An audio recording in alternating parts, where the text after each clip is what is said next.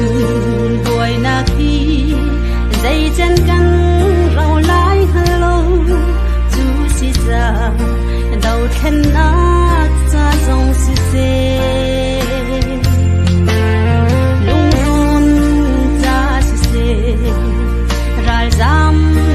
ra si se bầu chân điên tăng can ngây lâu dần xa khá gần trong cầu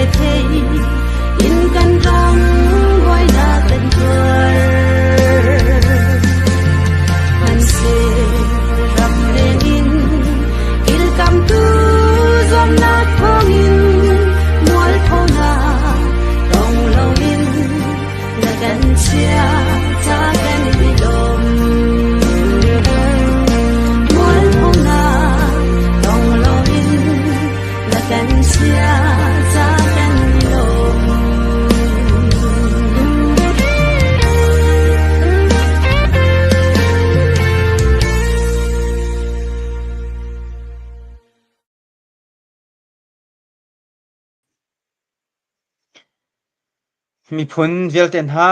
nan dak dam thamo lungli post in nan ku kan in tlain ha tan ram boruak ni ni tianga tha kho man la chilo mun ke pa kan nak chaw pathian ni lam kan roi na e amunin kan tan khon halo zonga media mangin hitaban token kan tan khon na mi zong he pathian ram ruat pathian ni atha bik akan khan pya mi se kauti khaวันลังตาก็วันด้วยตุจานซองก็เห็นจานกันไปดูกันมีปีนะจนรัวสุดเสจนลุงมุลีโพสใจกันติงฮะจนรัวนักกันติไลจูอุตสาหวันเปียกนะเตะนะวายมีปีบีกมีปีจนวันรัวนักรองอ่ะกันวันนั้นตอนโคทันมีอาศัยจานกันเปียกมีจงซองกันสลายลายรำทางจงอ่ะลำนักตั้มปีกันในที่เตะขาวันหลังตรกดูตุจานให้ตั้มนอนกันในรัวลายมีตั้มปีนี้กันรัวนักอันไหนข้อไทยข้อนักดิ่งจากขันแชร์กันกันบ่มุลอกันรำกองสิจงอ่ะรำดังกองสิจงอ่ะใจบรรทุกกองสิจงอ่ะจะว่าไรจงทิลสินิงฮีกันมาเตอินวารีลอินเฮติยานิวะวกอลินวารีลเค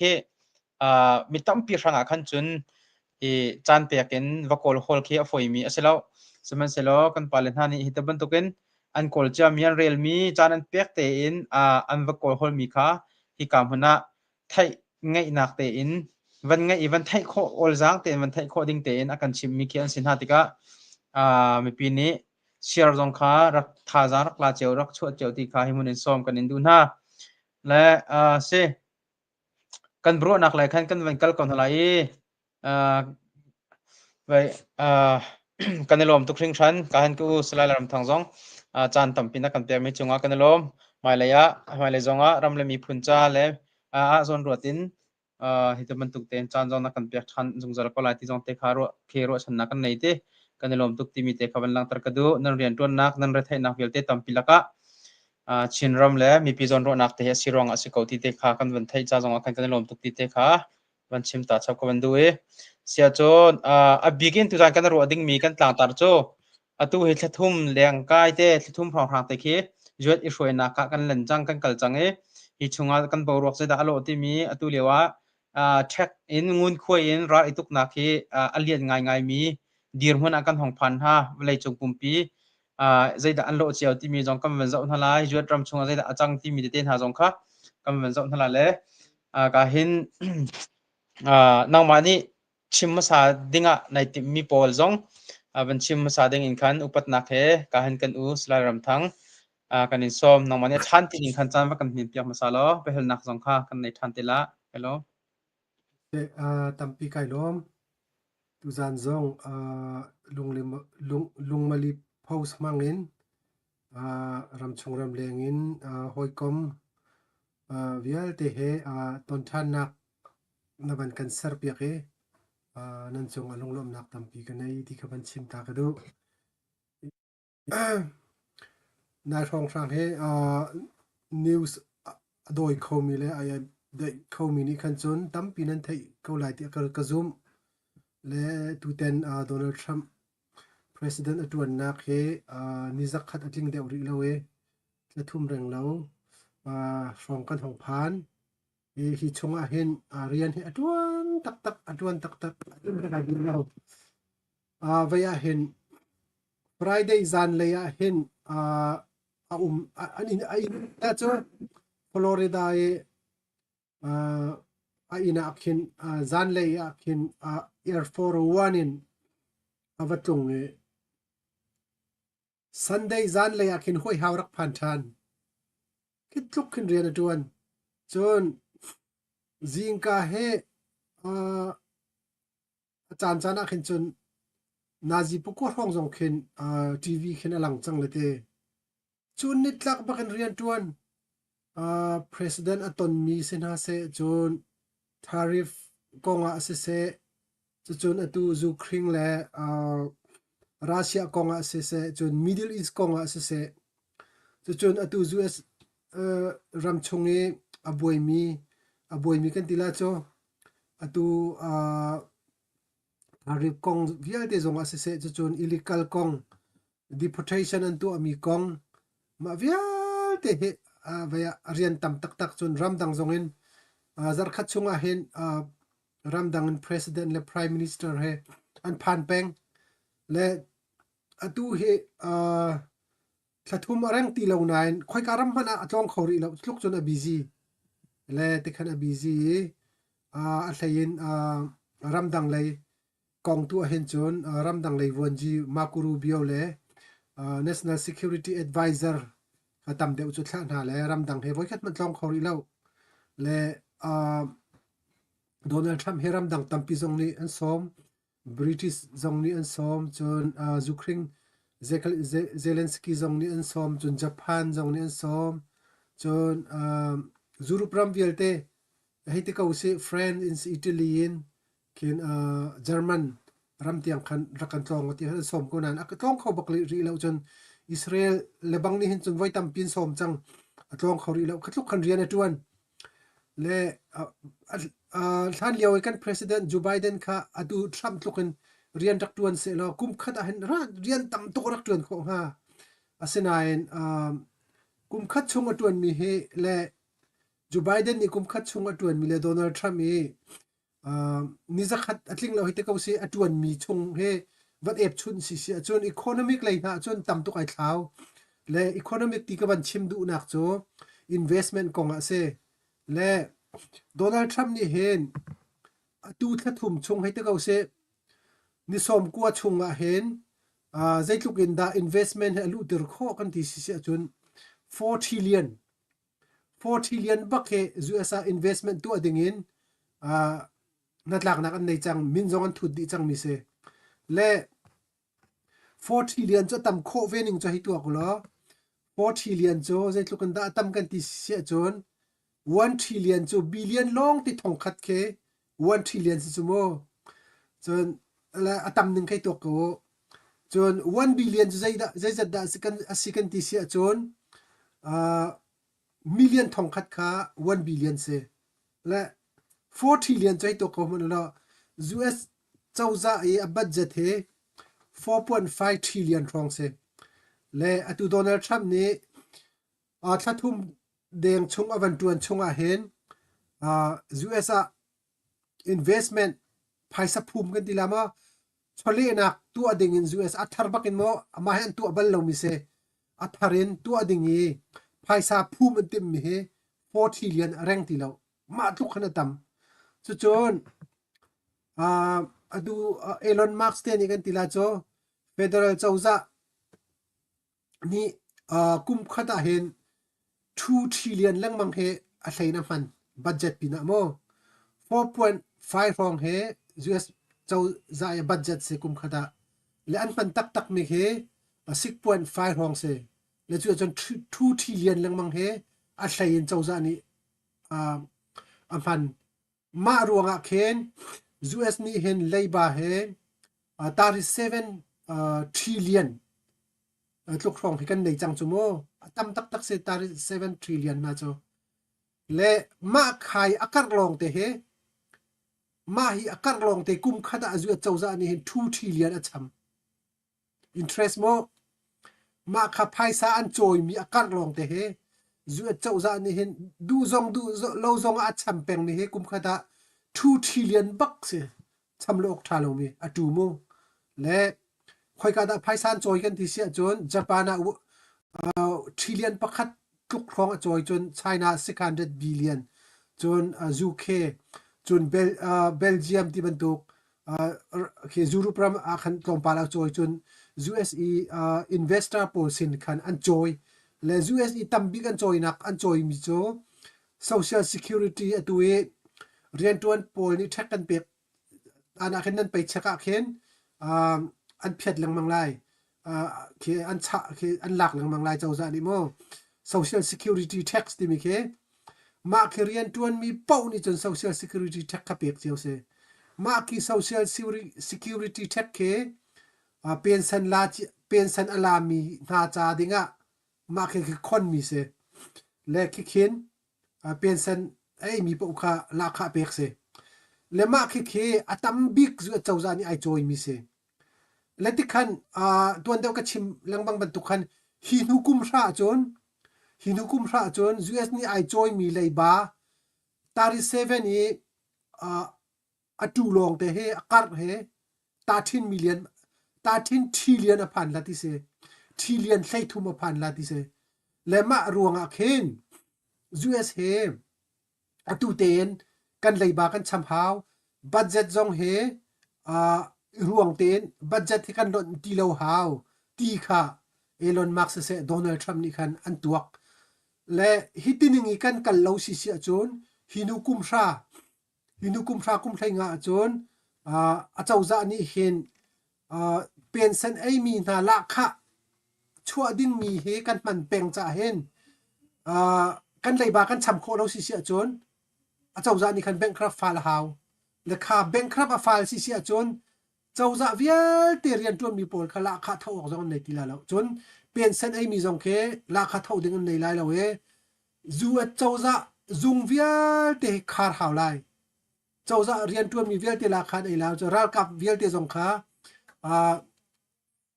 ki bankruptcy and file si chon ral kap te tha zong kha ki second te la kha am pe khon tha la la we zu a cho te khan apur ding kha se le Elon Musk chim langmang mi cho US Democrat si Republican si minak si merang si mo Asian mi si zai mi phun pau zai party pau American tin bo pi ai chit mi gan se le hi tin bo pi ai chit mi chunga hen ai kan za pi ten kan chit cha hen kan tin bo he pakhat khat ruanga apemi azu I apil si achon ahom han kan lot la lo Democrat pa jong dot la lo Republican pa jong dot la lo minak pa jong dot la lo refugee pa jong dot la lo illegal pa jong dot la lo ju citizen jong kan dot la lo kan za pi ten kan pil di la he kan rock di la ti kha Elon Musk jong ne chimpeng mi se le maruanga chon tu tena hen ju chawza employee tampi an lay off an tu an ha a thlain minung thong som sari thong ani chon an ma ten kan phuak lan te ma te ai phuak mi pau kha cho tharuk chung kha tha ten la khan pek na e ki second la September thatiang khe sore September thatiang khe tharuk chung president second la an lay off ni na en kan tila cho September thatiang khe la kha fulen pek na la benefit zong pek na la le ma khi kho khin chun am benefit zong kha an ai khoti lai lao chun la kha zong kha phet sela asena en ki thok khen unemployment benefit ti mi kha soknak nolan pek than na chawza ni lete khan zu chawza athat nak cho ma an system that nak cho ma khase rian nei lo zong akhan chawza ni khan second tilai tha ten akil ven thiam na azau khen thiam na ti mi kamo zu chawza tha si ruang akhan te khan azau khon kho thiam na rian khatam pi phua chu chon ma kha thong som su ri thong a he ma ten volunteer yap mi te ka di adin adu mi khan se le chawza ji rian tuan jong he minung tampi cho covid nu khan coronavirus nu khan Biden chawza ni khan in rian tuan nak nol ka pek na in rian tuan nak no la pek tek na khen mi cheu khat cho chawza rian an tuan pa khan kadang company rian an kem chi chu chun part time in an kem chi full time zong in online rian an tuan chi la kha te ka khan a chawza rian kha du ning khan pa kal khau ti lo ma kal kho lo te ka khan an ti mi tha cho ma kha chawza rian tuan pol kha email an kuat na e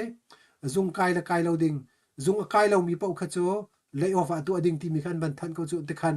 an van tu na e 75% sorry thong som sri thong ngak khan ma ten an lay off le asinan atu te na hen employee tam pi khan van thum than na le ma chu department tam pin an thum na IRS okay IRS zong an thum na chun atu ralka pension zong an thum na chun labor department zong an thum na chun health and human service po zong kan thum na chun homeland security chun atu e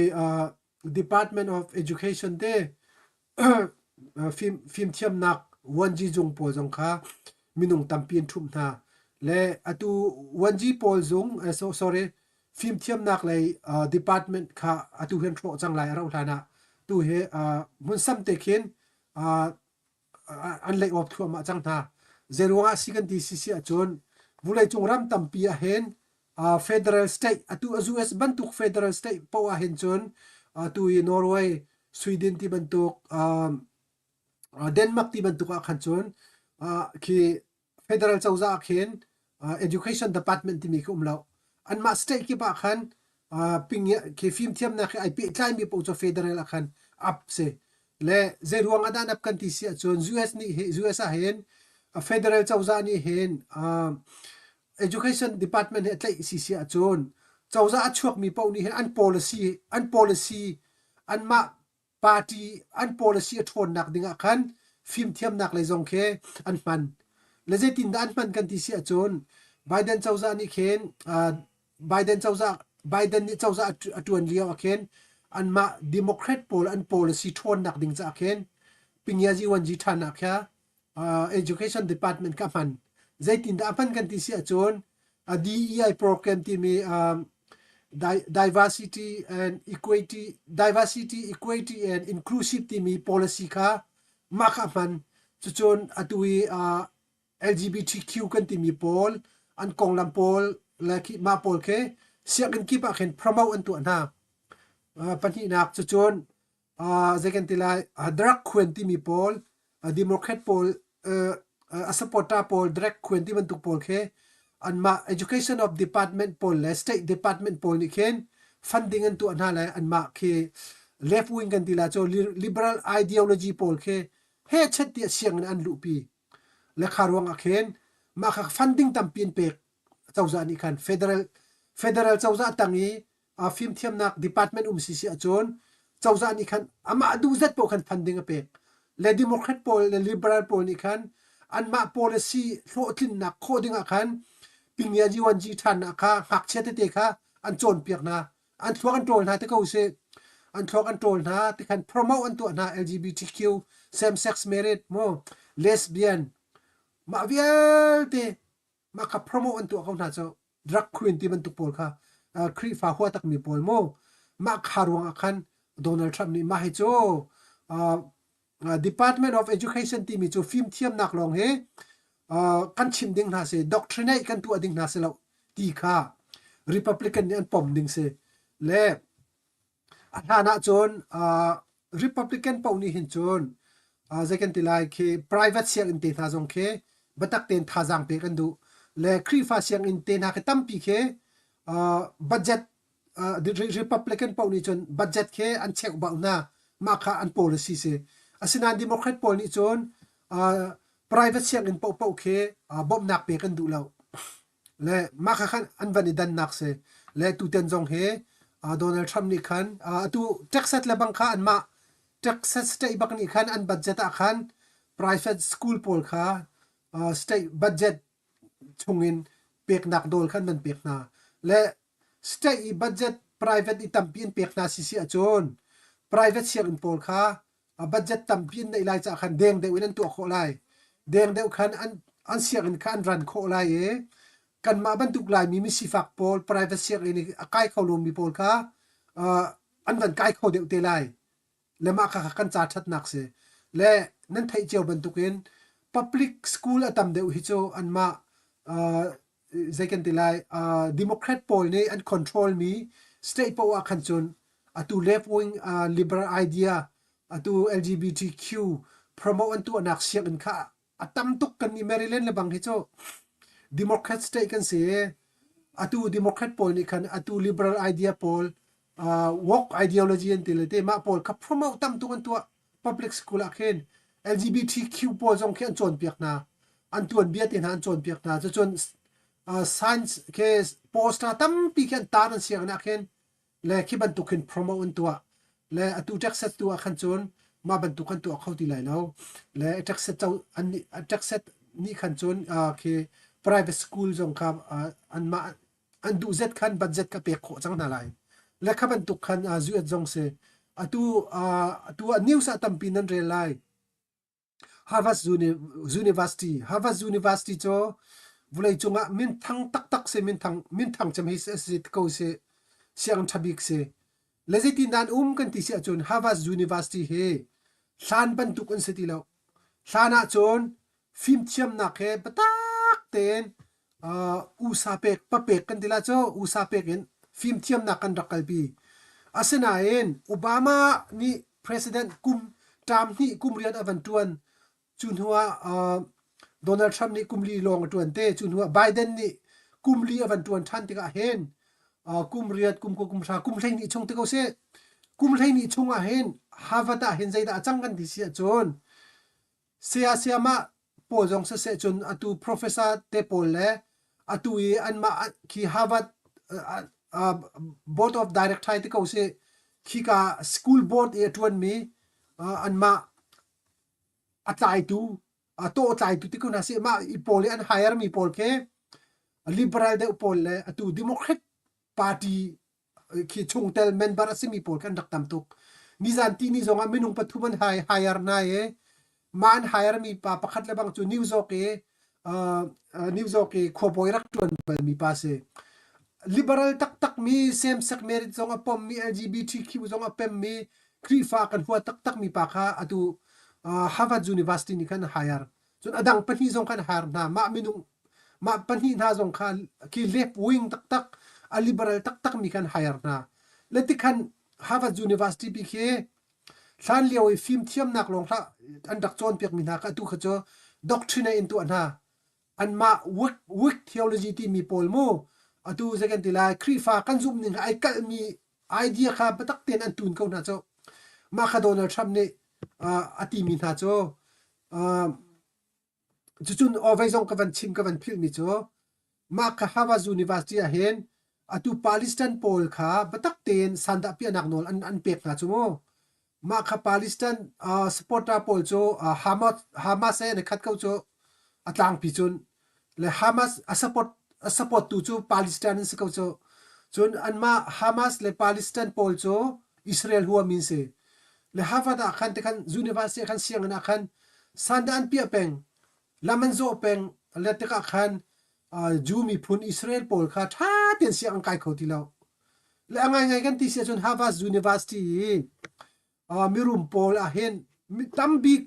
ฮาร์วาร์ดยูนิเวอร์ซิตี้ฟันดิ้งตัวมีโพลเฮ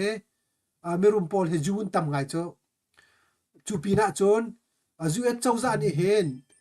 Harvard University เฮกุมขัดเห็นbillion พักดิน billion ปรุกกลับเปียกโจและ US เสียงทามิ University โพลเฮตั้มบิ๊กภายสัก funding อเปตูเฮ federal เจ้าจะเสและขัดแต่ขันโดนัลด์ทรัมป์นี่เห็นนั่นเสียงอันนี้มีพุนดังโพลโม University มีพุนดังโพล US เจ้าจะหัวหนักเลยจูมีพุน antisemitism ที่เลเตจูดามีพุนหัวนักสันดาอภิมีโพลเฮสันดาอภิเตอร์ลาวดิงที่เขาเสียจนขับันตุกขาคันโดนัลด์ทรัมป์นี่คันจะกันติไลพุนที่พุนทุ่มขาฮัลมีและมาค่ะฮาร์วาร์ดยูนิเวอร์ซิตี้นี่คันกับวันนี้ชิงเชลเราเซ sorry เซมาค่ะฮาร์วาร์ด ma kha khanan zul di si sia chon Donald Trump ya hal mi na chet pathum kha nan hal si sia chon budget kha kanen pek than na lai kan du ning inan tu alo nan rem lo si sia chon funding kanen pe tha la lo ti khasako le tu hi batak ten federal chawza le Harvard University and phom liao se le zai tiang da an phat lai kha kan chim kho lo chon Harvard University a hen zai da an tu ton kan ti sia chon ram dangin mo ram dangin abenabia US ni khen US chawza ni khen terrorist organization ti ban tu ke tat phat mi te ko se chon US chawza a huwa mi pol activist pol ke Harvard University ni khen an out don na Harvard University chunga khen second tila seminar zong an tu na chon workshop ti ban tu ke an tu piak ton na lema khiban tu po zong ke Donald Trump chawza ni adu lo ram dang mi nan pek na visa kan pek na US ram chunga nan rat pi na siang nan kaiter na mi cheu khat visiting in an ra sloma mi cheu khat siang ka an ra ma kham mi pol ni khin US chawza huat nak le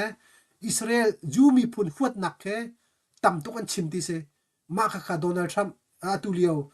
US chawza nen du lo le ma kha khaman du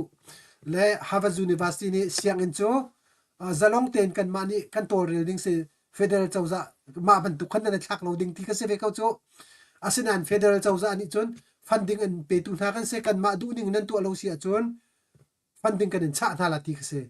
le atu chu ma kha batak te khan an rek liao se le ma kha apan hi na ke aban lar ngai mi chon nai hong e pathum na ke avan lar ngai hoi mi sei da si kan ti sia chon Maryland ummi pa Spanish hete ko si lete Latino kan tila cho Spanish pa Alberco Casia ti mi pa he kumkul la kumkua sele anupi he kai Maryland US citizen se an ma Spanish kan tila cho le ama he MS 13 kenga member alut mi city se chu chon anupi zong he arak vel bal mi se apu zong rak nei bal mi se ti se le ma kha ama kha ice ni an tlai kan tila cho immigration and custom ve pol ni khan enforce atu ami pol ni khan an tlai le ama kha via El Salvador an kuat le ma kha democrat kan tila cho democrat pol la chung khat pol kan ni tuai chawza ke tazan choi ko cho tazan choi ma kha dong na ka supreme court an phan le supreme court an phan ni supreme court ni khan el braku kasia kha rakhir thanu ti ante le khatika khan Donald Trump chawza ni anti ve mi cho MS 13 cho Donald Trump chawza ni khan terrorist lisa chia chang mi se cho executive order in terrorist la chia chang mi se ale pakhat nak terrorist IP tlai mi se chon ama he US 2011 a illegal bakarak lut mi se le ama pa he second tilai US citizen sri lo mo US citizen se lo senaen legal status to an angai mi sti se asinan US citizen to se lo pakhat naka illegal en rak lut panhi naka anupi avel i mu nei mi se chun apathum naka MS 13 kenga member se anti maruanga khan ice ni Donald Trump chawza ni khan El Salvador an kuat lema kha democrat ka batak ten boy le atu Maryland ni senator pa Van Hollen kha atu he wakal El Salvador khan ma pa chua kho nak ding kan kai zuam na ti ka se asinan Donald Trump kan tuzar chung cho chon ni ni suruat se ti ka ban pal ma khan El Salvador president kha US rak phan e reporter polen halmi cho el braku kasia he Maryland US narak kwa khau than kha moti an hal lungo ka kwa la lo te el braku kasia cho MS 13 keng se kan ma citizen se El Salvador citizen si cha US ka kwa khau lo ti kha an ma El Salvador president bak ni khan ati mi se le Donald Trump chawza an ti ve mi cho terrorist se anu pi ruang mu dai mi se chu chon second tila ms ta thin kyang member asi cha hen Supreme Court ni hen ramdang policy te kau ramdang policy he ip tlai mi po po a hen Supreme Court ni hin decision a chia ding ka selo ti se federal chawza ni decision a chia ding city ka se ma kha kha US constitution zonga hen an ma Trump cabinet enti mi cho US constitution a hen Supreme Court ni hen ramdang kong a chai ding selo ti ka se le ramdang he ip tlai mi po po cho president le federal chawza ni hin a chai la ti se le ma kha kha tu ten en boy big mi se le El Salvador tamarani ka kola lo ti Donald Trump chawza zong ni kan kirtir la lo ti asina Supreme Court ni chun kirtir nak dinga khan tor rel piak ti se le ma kha ti mo khet pol kham boy ngang an boy la ma kha news ki pa khan ma konglong te ka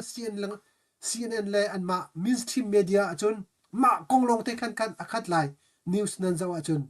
le ma te kha a toina ken van fian ter ka du chon atu tarif kong e atlang pi fian ter ka van du mi cho anan thai ban tu ken tu ten tarif he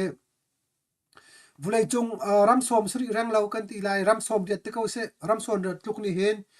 US he hin deal tu adinga hen an tan si kan ti la cho je chawza tu han atu US chawza ni khen representative trade representative ai nei na Trump chawza ni hen ma pol kan ni char te he ni ku she an tua iton nak baru anak an tua peng le ramsom riat rang lau cho an tan si ke asaw ngai cho ma kha dilen tu chu ma liao le ramson jan ni khan chon US he khan khatlak nak tu an sarandu asenan adu lo mi pakhat lo om China se le China adu lo ronga khan atu wa hen atu US chawza ni hen 145 he tarif an chia le atu China ni hen 125 chia le 125 pi ni cho tu lo kai kho do city lo le keima ka zum ninga chon adong na ka chon chboy chunga beru ana kan nei ti khola China he hin le atu win chim ning le banga chon atu tuluk rami Shanghai se chon ki Guangzhou se tuluk rami an khongan ngan tin bo sai ka ni achuak ding mi vulai chung thil kwat ding mi vial te kha adir put ti skau khen an kal chuak khau ti lo ti skau cho chun atui China factory batak te an ran mi pol jong he US ni thila chok ti lo chun zuar deng an nei ti lo cho zuar nak market an nei ti lo cho vulai chungi thil cho bik mi purchasing power athong bik to US cho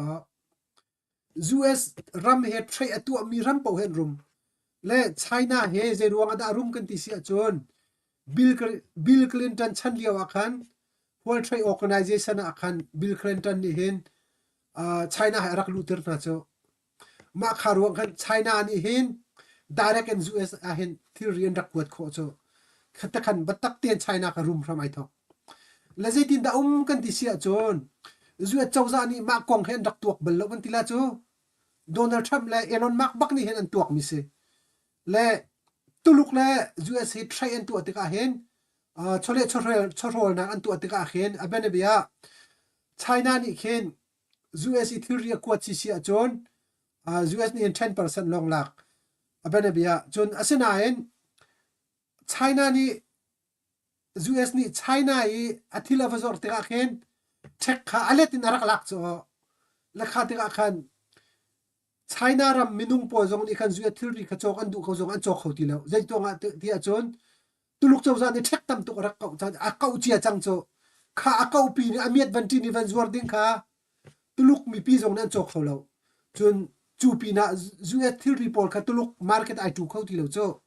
khati viar khan se zuru pram zong se atu US ni a chua mi GM te na atu Chrysler te na mo chon atui second tila farmer product viate cheese te na meat te na mo arti te na arsa te na viate ramdang nian cho halo cho US tu long he consumer a thil cho tu an kan man le US thil reveal ke thek tam pinan tu le an mi pinian cho khalo cho abane be India khazo mano US thil ri ke India an vakuat tika khen India chawza ani thek tam tuk lak le India market a phak tika chon aman phak tuk le India mi pin en chok kholo chu asinan US tu achun tuluk thuriam ban chia la US ni thek kha 5% 10% long account tika khan du token China ramdang ni an miat chang cho lema kharung khan Trump le Elon Musk ni za se an tikau atu affair lo tuk kan rual ran lo chu cha chun thai he rual rang ten kan tu lai rual ran ten kan tu lai China ni phang thran an kan kau le kan ni jong ni nan thil ri po phang thra England jong hoi kom lo he ti jong bla se England jong ka hoi kom tha Israel jong hoi kom tha se na se Japan jong hoi kom tha bik na se Australia jong hoi kom tha na se asina en South Korea jong US alliance bak se chumo asinan phang thranan ka wa chun phang thra kan ka una lan ti le hoi than bi ka chun Israel ni chun lungwa kan ka ula lo ti ka se ka Vietnam jong ni ka ula lo ti se ka South Korea jong ti khan Japan jong ni khan thum thua ma ding khan ban ti le ramsom riat tuk ni khan thum ding kan an lung tling ni asinan alung tling lo mi China long se China chu nan thei ban tu ken mi cha pia khan man siang lo mi se chu ma za chungi phai sa sen long adu mi se le ma ruanga chun do Canada in se Mexico in se ma ka ken US le Canada le Mexico chu second delay cholet chorho na ka ken free trade into a free trade tek an pe lo chu tek lak se lo chu US song ne fa ko ta kan tek la lo Canada song ne van ti kan tek la lo chu le ma khate kha China ni khan a khwan ji lak ko chu le Canada khan factory mangtara vaser Mexico a khen factory tam takaser kha taka khan tuduk thil ri chu free bakan US alu chu ma ko chu ma ruang khen atu US chawza ni khen Canada le Mexico ke tax tariff sang tak tak en ban tu ami ke an ma Mexico le Canada citizen pol ke chain tha atinak selo China ni khen an feel khut duang e direct is US thil ri lu ti ri thek kau kha zegan tela an du lo ruang a khen indirectly kin tikhin athi thu pin Canada le Mexico phang khan an thil ri kha tibak khan rakwat la khat khan US sina khan chawza sina khan thek alu ti lo kharong khan atu ten he a target big mi chu China se le atu chon ne thwat liao se le atu China president jong kha Southeast Asia rong rang a chen kholai ton sek ve zai a tho thing lai ti ka zoom nai sai lo zai cha ti a chun China ni hin USA athiri akwat mi hin kum khada han tam tuk a billion a trillion in athiri akwat na kan fan ko chu le Donald Trump jong ni ti ton mi chu China ni hin US he athiri shot na akan fan ti chu dumping wrong akan fan ti arak tibal le chim du mi chu kan ni thiri velan cho du lo an thiri po an kan pon no di kas ko le chu cha chon anga ati lo tis ko se khoi karam ban ni kan non nok tin hala se anga lo ti ka se chu cha chon tha ten kan dir bak velai tu ten hi cho tai bak si ti ka se ko le tu ten ni zu a chau za ni China atai lo si a chon ma he ti nu ngai ding se atu ning ya kal than si a chon US ni hin khoi ka ki lungwai kol ni chun lungwai pi an ti te I minus peng cho a trai po he le chu cha chun China kha room tir chin lang mang e adong na ki a chun China ni second tilai chole chot hol na ki ateng si a khan chon China ni US kha alem te ko la alem kho mi se si po ji a kan lem ma chon zai jong vel te rok di ko cho China rum lai adu to kon riam nam sar lai adong na ka chon US nak than riam nam asar kho tu a chon zai tik pana US ya tu alliance pol te ko now se izu pol ne tu ram pol jong ke US a thon lo cho lung an pim la lo cho la tu izu pol ne tu pol an rau cher leng ni an van rau cher ton mi jong ke ke chu kani bak chuak US ni thong tang ado I dor min si cho US nuclear US anai mi Iron Dome to ko se second tilai ke van lai ka anak kha Iron Dome ti se mani kin do aven ko na cho zuru pram vel te jong le zuru pram pol ni อาจารย์จานี่ US ใช้อินกันวันแรงเวลาที่มีเตนักจ้ะนี่ช่วงตักคือเสแล้วจู่จ้าจน US อัดทนแล้วจนจูรุปจงหิมแล้วคอยการัมบัน US Alliance มีปปอนหิมแล้วและ US เฮบุเลยจงอ่ะทิลตัมบิกอโจมินสิรวงอ่ะเห็นUS อีเฮท่าเตยเรมนักใช้ตัวอดูเรามีรำปะจ้ะอันนี้สุ่มเขาละอันนี้ใจเขาละและจู่จ้าจนบุเลยจงอ่ะคอยการัมปะจ้ะนาวเหรอ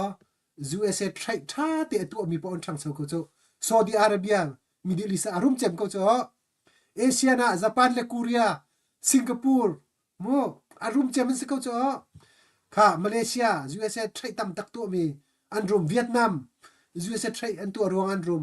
ค่ะจะมันเสียยูโรปรัมอียูรัมเวียดเด USA ใช้ตัวมีสิจ้ะจีรวงด้านรุมอันทิลรี US อันกดโคจ้ะ US นี่กันจอกเป็นนะจ้ะ US มีปีจ้ะภายสักกันในตึกอาเคนกันดูเซตปอนทิลรีกันจอกโคจ้ะอาเซนายนChina อาเคนกันทิลรีกันกว่าสิละเช็คตั้มปีกันเก่าไทยอาเคนอันรามาซีฟ้าตึกอาเคนมีปีนี้ทิลรีจอกเขาตุกลมจ้ะและจู่จ้าจน US จ้ะทิลรีจอบิกมีรำกันสิจ้าเคน US เฮดีเลนตัวเราปอจนคอยการำมันนี่เข็นอันทองลาแล้วอันรุมเขาลาแล้วที่มีเด็กค่ะวอยคัดนักกับบันชิมตาดูขาชงคันฮัลดูมินากันฮัลไลจะจนเบดังเบคุณเบฮัลดิงอดังซงค่ะนั่นบันนี้รู้อะไรมาค่ะอปาดคัดนักอาจจะเป็นเสกไก่ล้อมเสอาชาบักเสไว้อาไปปีตุกมิโจอาไปปีตุกมิโจคือฮัลสินิงฮัลแค่รักสิลมูสินิงก็เตใจรวงทันสิที่มีเตจวดรำมีกันทิลรีกันว่าจวดมีรำดังกันจวดมีกันจวดโคแล้วนักของเตียนหาจงจอรวงอาเฟียงไงทิงกรัวมีปีจงกันเทียงก่อนละเลยดันดิ่งเราดิ่งที่มีจงเคตัมปีเคดีรมุนจงกันเฟียงเจละทิงกรัวละเชี่ยวขัดจุลายมีเฮดีรมุนอันไหนแล้วมีดีรมุนไอชอมมีกันตั้งไงจ้ะมีดีรมุนไอชอมมีโปรเคกันตั้งไงเวลาที่จงเฮเบียตั้มปีนกันไงโคเสียจนมีดีรมุนไอชอมแล้วอินดีรมุนแฟกเตกันไหนเขาละเลยอาชาไอทุยละมั่งมีสิแล้วอินโมไอทุยละมั่งมีสิแล้วอินกันดีรมุนเตะกันดีรขลายที่เตะขามันชิมกันดูแล้วเบียตั้มปีไงก่อนเอาสิและเสวายอันตัวนั้นเป็นกันชิมมีค่ะมักไงมีประคัตเตจรำดังอีมิสวลที่อีกวดจังมีค่ะไวลีSupreme Court นี่รักคิรุที่อีเจ้าจานี่งั้นเราที่มีกองเตจไวไงสิกติรัวออกอัตลักไงติงกรัวอะไร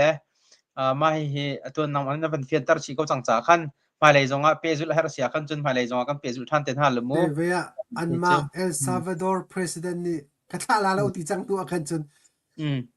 รำดังมีสิจ้ารำดังมีสิจ้อีกา Supreme Court นี่เบียนชาจงอันมาเอลซาลวาดอร์ president บางนี่กัทลาแล้วที่จังตัวขันจน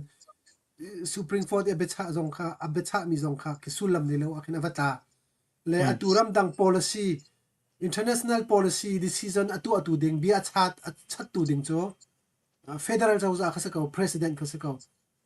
an ma cabinet khasako se awan fiang chin ke so ka zon jong te amak ngai cho ka zon na cho hete ka si lo illegal cho arak lut mi se saman se lo yuat ni tha te an van chaw han chang mi awan sina khin mi tam pian rak kwat kaun ha jamu iki illegal minung si lo legal arak lut mi man khaโกลรำมีมันก็เคียร์กันดักตองอล้วนเจตนาอันนักบวยเราจมูอันนักบวยเรานานตุตันนี้ที่บรรทุกผู้นี้มันบวยมีมักก็แต่ไงเวละใจด่าสิ่งที่ต้องเกลียดทุกไง politics สิครับเซ่ก็ขาดเตะขาไปปีไงและมันจะโคจนเอาไว้แล้วว่าฮิตแต่อตุตันน่ะเห็นฮิตแต่บรรทุกin Chinaเห็นขี้งุ้ยคุยกองอีคัดไหลอันนี้เด็ดหลังมั่งมีกองเฮไชน่าจงเฮอาราทางไงที่โคสิกันตีลาจุดเตอาราทางไงมีใจเอเวนต์ที่อันหุ่นเลยเห็นใจฮิดาบ่ชันมีอันนั้นมีใจจากกระดูกโคเวงฮะก็จวดที่กวนำโคเวก็เลยที่อารวามีที่เปอลเฮใจคลาสิงหาที่มีแต่เคนั่นไทยโคตรครบกันสมชิลโมใจคลาไอบ่ชันมีฮะที่มีแต่เคกระเด็ดโคลาที่นาเคนฮะมาที่มีแต่ค่ะ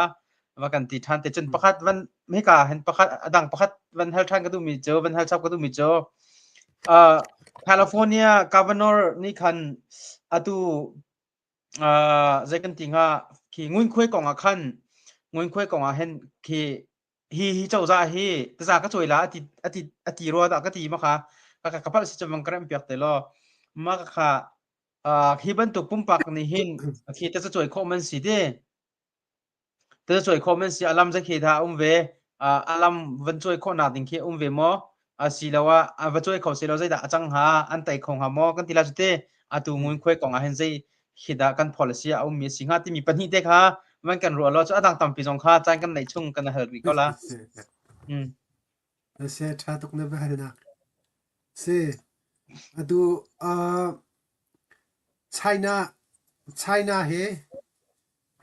zekan tilai economic zonga hin athong ngai ko asinain a GDP khiza ulote GDP khiza ulo China GDP khe kum khata khen 18 trillion thong asia khen US GDP cho 30 trillion do si cho an van ke theo ni a theo khat thong long do si ri cho GDP mo hitluk khen US le China he an thadri asinain ani China athon nak pakhatte cho ani cho manpower tamtuk nei manpower khe tamtuk nei taka khen zen to po khen abena bia China cho khoi karam po khen company khe zegan tela company avadir mandeng ten tulukrami China in labor pol ke mandeng ten avan rat pi na la khoi karam po wa rian tuan terna kha karami an nga mi phaisa vial te kha karami sin akhan kal ti lawin China ni atom bucket ai lak la China ai kal pi ko cho abenavia atu Latin America khen China pol ni project an nei nga dam project mo pakhat khat electric kong ma highway mo ti ban tu ka project an nei nga lema ki project ke an ma China ni khen phaisan ban chu lai selo ma atatinin phaisan ban chu lai ban phum lai lam te na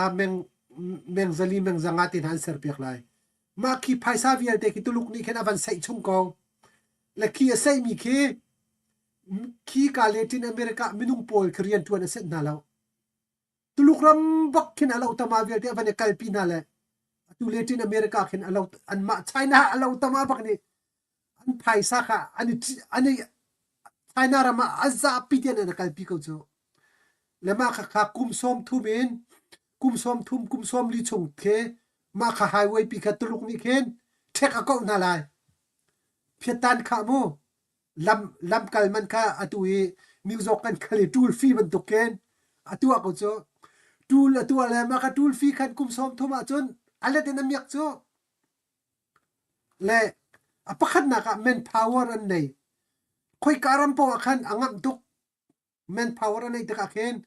asinan zuet chu kan man fak chu ko do zuet chu kan man fak tuk cho atua koram mana hin kan ma te na he zuet chauza pi ni kan tha se lo nazi pakhata fangkul som thum lo chu hong kan kal du la lo cho la khatinga khan zuet chu kan man fak na China chu men power kan athon te ka khen khati ka ai bo chan chu na pani na ka technology zong ai na ban thong ngai cho le China ni hin China chiang hak chia he Harvard andra Zela andra John Hopkins andra MIT andra atui Ivy League University mo Columbia atui Pennsylvania chun New York University tam pian ra a siang an kai pa hen USA kan film thiam nak engineering mu computer science zekan tilai biotech chun ke apun scientist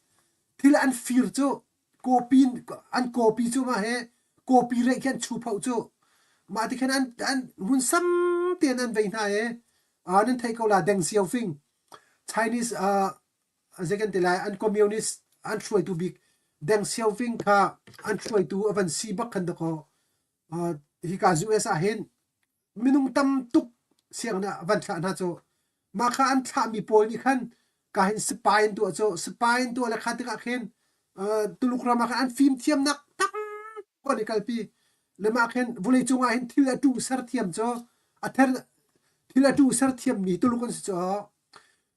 atu kan ser le ding tak kan ram sifa kan zor cho dikhan kan zor le second tilai tuluk he capital ti an kut chungi phaisa hai tam tu kan tlai cho atu kan chim khasi cho zuya chawza chu leiba da ho 36 trillion nei cho tuluk chawza he leiba atam gi kan ya hen kan tung le ka zo khan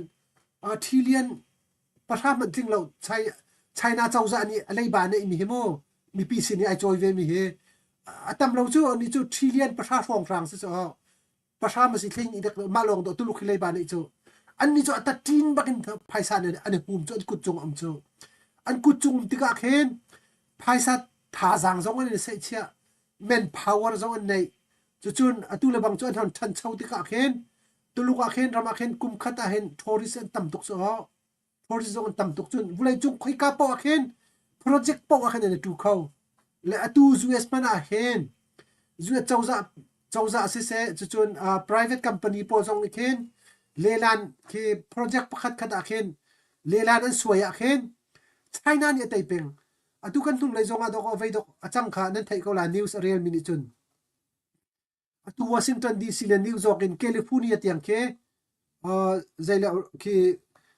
high speed train on ha ki arang deu mi tlang long ke California le New York karfan he nazi patni pathum long he phak kho ding in project an dak tu chu je chawza ne ma kha project kha tuluk chawza ni tuluk ni an nga cho tuluk ni an nga ruang akan zuet ni ma kha lolo se atu khaw lo cho khutlukin tuluk ke veya ki capital in phaisa nei gen tila cho phaisa ke ani hun kho zuet chawza chu selo leiba ai nei chu la kha tika kan khoi karam man akan zuet chawza he project ane tu khau ti lo cho ma ngai che tak se le chu cha chun an ma zuet chawza he atu tuluk ban tu khen capital ke phaisa hu min de inai se la case in inai se lo te kau vulai chung khoi karam po khen project atu so rian tuan khong ha asinan khaban tu kazues na tu khau ti lo le China ni khan tu kho phone le kha te ka khen China ke ai sei chi anak se bani nak chun apathum nak cho Russia ai bo chan cho Russia he ai bo chan vele pakhat kat ka si sual jong Russia ne ka bo ko la ti mi ke Putin ke an bo chan cho zekan de la unaw ban tu kan se Russia North Korea Iran atu China cho atu batak ten alliance anum chumo le ma ke China ni sun batak ten ai abo chan mi se asina yen batak ten siam nam jong se chu chun atu liao ki second dilai ki GDP heti ban tu ki tuak si tuak e purchasing power to ka hin chun China ni US atai nak ding a hin chun hinu kum thlai nga mo kum kul from chu araw ri te ko la akan teng US atai nak ding a mo asinan atu ning US ai thlen lo e Donald Trump ni batak te thlen nak an tu ami a hlo tlin kho lo sual sia chon China ni hin kum thlai nga lon kho mi se US ka than choding kha adir lo haw atu nak batak ten US ka than chode haw le phaisa jong kha atu Donald Trump mi ati mi batak te thek kau ve ram dang se ni kau US ram chung tu kha thek kha thu mi ram dang tu ka thek kai de re ram dang sin tu phaisa lak kha atu zuet chawza ani khan tip mi se le China hai avan sai chi angai ve ko asenaen China athil ri kizu ase azur lo khoi azur lai Russia ma zor lai Russia ni nan chonai sai la lo cho achok zong chok khol lai la US long he atu amazung pan ni hen tikhatte avan ngol chumo atu China e nan thil ri khak rakan ko ti thau ti avan stop chumo he thought stop me a billion an sung chang ni khada hen tam tu ko sung chang tu China he le ma ati sung cho atuar khola ma ni zada atuar la mo thazada atuar kholai ma kha thani thathum lai lo chu ki ara la lo hi thani thathum chunga hen zuya an thil man chu zai ma za kai ve ko lai asina hen long term cha chon atu ten tariff an tu ami an ho tlin si chon US he arum tak than lai arum ram rum tak ai chu than lai le aru US arum chang nu si si achon vulai chung US le alliance mi po US le mahame ram si mi po cho an him lai an sipo ji jong atu nak atha chin chin te lai atua minung tampi ni an mo chet ko asinain Donald Trump pakhat minung pakhat idea long jong selo cho atu murum tampi ni an dir kam cho Elon Musk ne dir kam cho mo Amazon nei tu do Jeff Bezos song adir pi cho atu vulai chung arum cham pathum nak atu ke Facebook Mark Zuckerberg te tha jong an dir kam chon Google te tha jong atu badak ten tech company ngan pe pi ni atu Donald Trump an dir kam bak chomo athain technology se chon US company ngan big ni atu an dir kam cho le vulai chung billionaire pol ka zo naw la te US a khen US billionaire he vai zathum rang lo num cho China chon kiti billionaire he tamanum lo chim tlak selo US tungpung tapung fan ki billionaire num lo le atu US billionaire pol he ani hin nai sai ri lo an zai fan poi ri lo atu tari va tu mi he angai ngai kan ti achun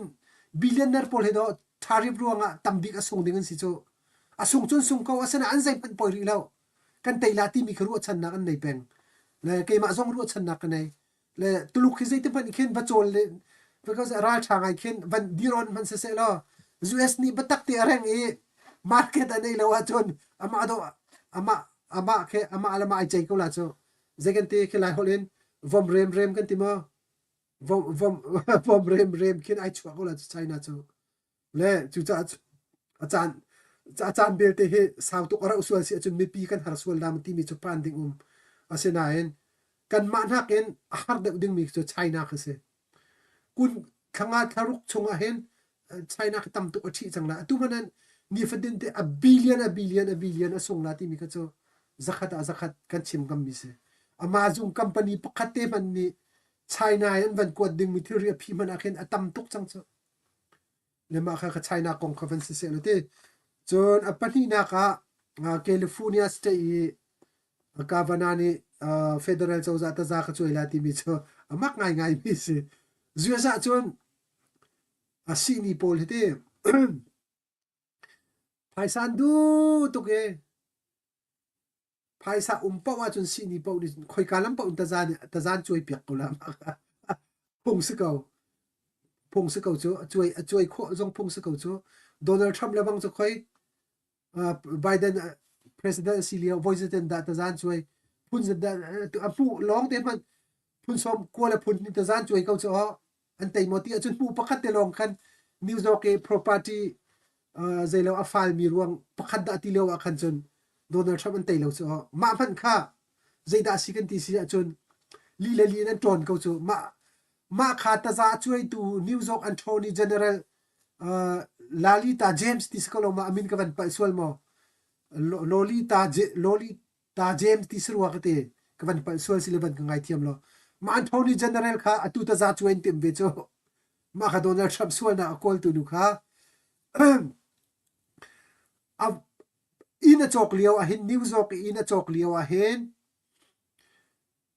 apa minin a chok ti si cho apa kha awa achi ati si cho kha amak ning he la tu he arau thana ta zan choi chang lai kha New York Attorney General Donald Trump ta za choi ta za choi mi nu kha zegan dilai New York e dia jong si ne chau kan tila chu te prosecutor Attorney General ma kha tu mak ngai ke ti mi chu tu sual na an hol ve te ko si la tu chu sual na kan ban pu ve la tu ka li baken in rak cho le tu he avai si achon ta zan choi ta za choi tu ni an tai si achon atu zu a chawza ove Attorney General ni kan ta za choi tim chang lan choi achon thong bak la ding si cho la kai chim du mi chu minung mi ho man tling mi kan lo Donald Trump jong mi tling se lo au man mi tling kan lo le ma nu ye ti le bang achun US achun no one is above the law ti ka voi tam to ka chim achim ding ba ka tua from rak tu mi mo athil sining lo in rak chok mi ten an van pu le ma kha an van proof tak he achun ama ali la ka thong tla ko la cho le chu cha chun iba doctor za chui ti mi chu nang ma ke ma jong ni Donald Trump jong ta za kan chui kho ko chu apu va ser tu ka hawe amu khasi ni kan chim ter na te kan ta za ba choi ko sko e le atu ta za choi nak zong kan ama phaisa di la lo cho jok soros te pol phaisa se ko la cho atu democrat pol phaisa ta za choi nak le atu Harvard University Columbia University ta za choi nak an pan mi phaisa vel te ke jok soros te pol phaisa se ko cho au phaisa ban se lo atu sanda an pi atir bi an pan mi phaisa vel te zong ke atu democrat e funding tam big ape tu jok soros long ten se ko chu alti kan tung le zong kan Palestine pa kha amin zong kha hoda si kha an tlai mi pa kha Columbia University sanda pi rong Mahmud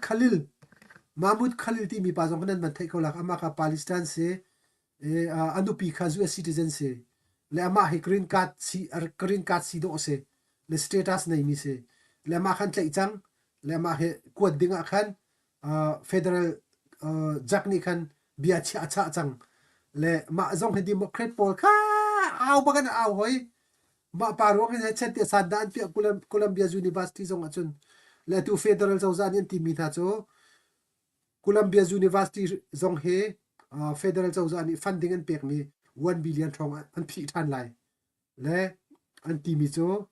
nan khampa chung University chung a hen Israel mi phun sanda pianak nan tu atir khon halo chon ramdang mi pol student visa nan pek mi pol tha US an ra riang mang Israel daunak cha sanda nan pi atir na nol sanda pianak nol nan pek na chu cha phung selo chu cha chon nan ma bantu sanda pianak nol nan pek na si achon funding ka kan cha na la ti ka se le ma hi zong he atulio US ni wa chon avan hot ngai mi se le atu he azun khan kan tila cho democrat pol ni kan azun khan pek e zaida lo appeal khot a kan azun khan le zaitin da bia van rat than te lai ti kha cho kan thei khori lo le ma pa jong he US huwa tak mi se Hamas pol badak te adir kam tu na so ma he Mahmud Khalil ti le te ma pa kong jong he tu liao US ni wa chun avan hot kai city kha ve ka ban pe ta kai nom se chatok atu Mahmud Khalil kong jong kha kan ban hal te la kan ban tin na te na ban lang tar chi le fyang ngai te na ban lang tar le cha kan lom le vaya na ban chim mi chung jong kan ba na kha kan lut pa ko lai mo chon athar jong kha hak ning kan kan ban hal pa ko la le athar te ko si lo mei chunga hin state US as a state he somnga khakan ve tika state government state ni hin governor pok state ni hin de federal ni acha mi policy pol kan ting ha mo mi hi zul lawanga mo ti mi te khe vai government hal arwang government hal nak chu main state and governor ni khan zul la ti top ko tika khan zaida asulam sianga ko mo hi ti mi te kha ma khate kha van hal ning lo de ma kha pakha chna pani na ka he US kan sining cha tuna ban chim te kan hiti ning te kan kali Donald Trump la phoi le pol ni an tai lo sia chun kum hlei nga mo kum kul mo me hin chun tam tu atlaw lai ti ki China zon kan tai lai ti kha sitika chu democratic pol ni kha an hu ve ding kha ase ko kan ti la jute an hu ko lai ze ronga da US athon na heram lenga he ti akal tar peng US dar thom vel te athi vel te dop di an kalpi mi he zai bantuk ro nak la an nei ruanga singha ti mi te kha ma hai te kha ma pani te kha de ma he abe pi ngai te kro cha khan ma pani te kha man kan throm than ri le te chin ho cha dang jong kha kan van ro than te ko la se kai lom tuk na ba nak tha chin lang mo se ma he separation of power se te federal zawza le state karla ki power sharing se le ma hi chu kon vei pol ni chimna se la tha tuk nga constitution expert pol ni te chim kho na se la tha fyang te nei kan chim kho nga asinan US chu nan chim ban tukin federal raman si te ka hen federal zawza ni apatu kho mi le chun an ma state zawza ni an tu kho mi khe second tilai an rom mi zong chun khi second tilai dang en tu mi zong khi le atlang pe chim ko achun atui zu chawzani an rom mi chural kap he ko se ral kap zong ral kap an rom chun apani na ka khi post office an rom chun highway an rom te chun paisa an rom te chun ma se ma vial kha tlang pi nei se ko se le atu ming ni khan transgender kong a khan kan zu la lo ti khan ati Donald Trump zong kha khoda kan tong kan thuala ti ko ka pa sing ko mo le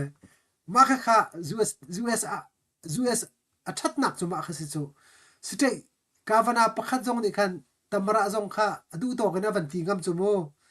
ma kha US lo nga do si chu ma kha democracy ram kan si federal state kan that nak si chu le a power ka nei a ek chung kan man be ka ma he le asinan Donald Trump ni khan kazum ni nga chon ma kha 100% in akham kho na lai ding kha kazum lao zai chati achon an ma state legislative ni khan an phung ning te an tu asisi akhan chon akhara Donald Trump ni kan akham ai har ngai lai le pakhat ummi belte cho Donald Trump ni federal state chawza abom mi na funding he te ko se funding belte he api kho mi se siang in pol kha chailak api funding api na lai chon federal chawza ni abom mi na second tilai food stamp mo bangya ti ban tuk pol mo avasi zonga chon federal chawza ni anol nge nak funding po ke aba pi big so funding he te ko se funding he thut big nak se mo a funding vial ti po e cha kho di cho le ma kha an chet la mo chet lo ti mi khis ko le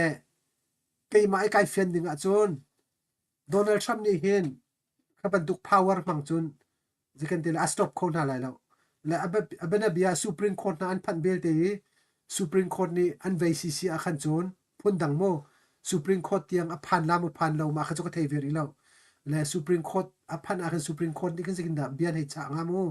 le tuan de ka chim ban tu khan constitution he ip tai mi siruang a khan kan ni pol ni khan ban chim ding a khan chon vai kan thei nak ni khen a phan nai sai lo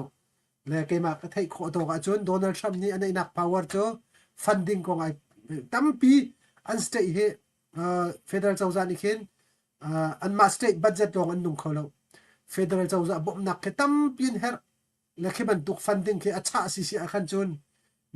ming chawza ke chol kholo na tu kho vi ko le ming chawza ke rian nan tuan kho ti lo a khan chon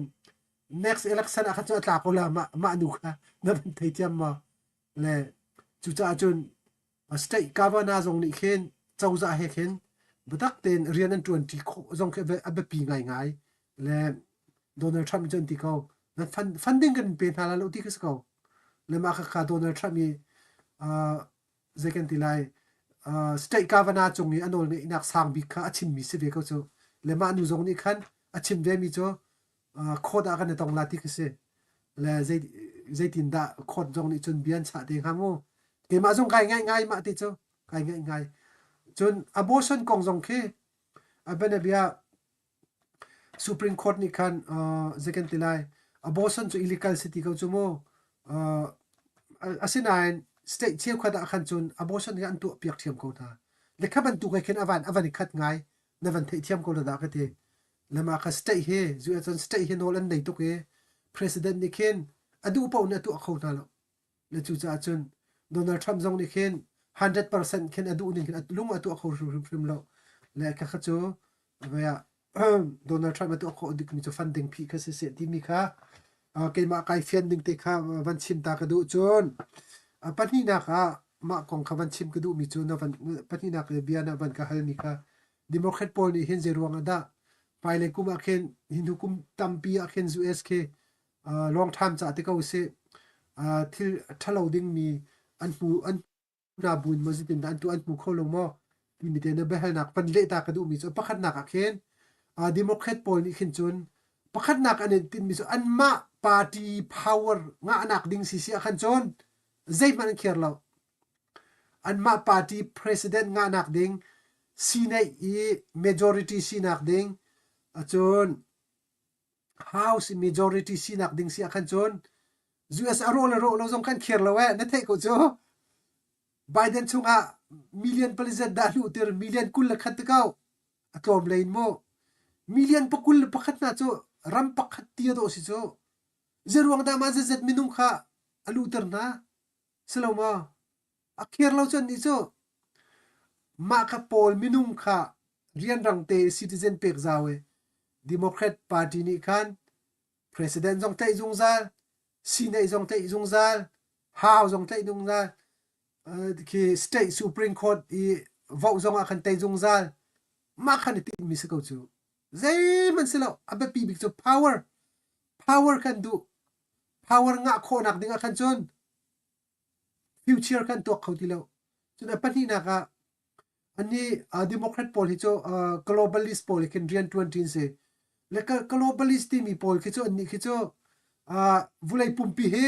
ram pakhat ban tu ki sardi khe an du cho biak nak zong khe biak nak la se vulai pum khat zai biak nak man la se biak nak si akhan chun ke minum ke divide and rule akan tu device akan tu atisi so an ma globalist polem pomning achun biak nak zong lo chun vun rang vun nak vun santi zong khan du lo nula party zong du lo chu pale fati zong du lo chu tala farti zong du lo chu sikoloma ani globalist pol chu ma khan du ning se chu chun nu du le pa na si zong nu na thang khau nu na si zong pa na thang khau ti kha ko ulai chung ram zong he an nien du ni nga chun bongdri ti mi rim la se tin du ram ti mi zong la se ulai chung pum pi he ram pakhat a chang di se ti don du chu globalist pol ni chun le ulai chung pum pi zong he an ma du ning in shoi kali te khan khri fa zong ko lo muslim zong lo hindu zong lo ti khan ulai pum pluk he ke second la biak nak ne lo bi khan ke an tin mi se so an idea rim ke le chu ruang khen to ko US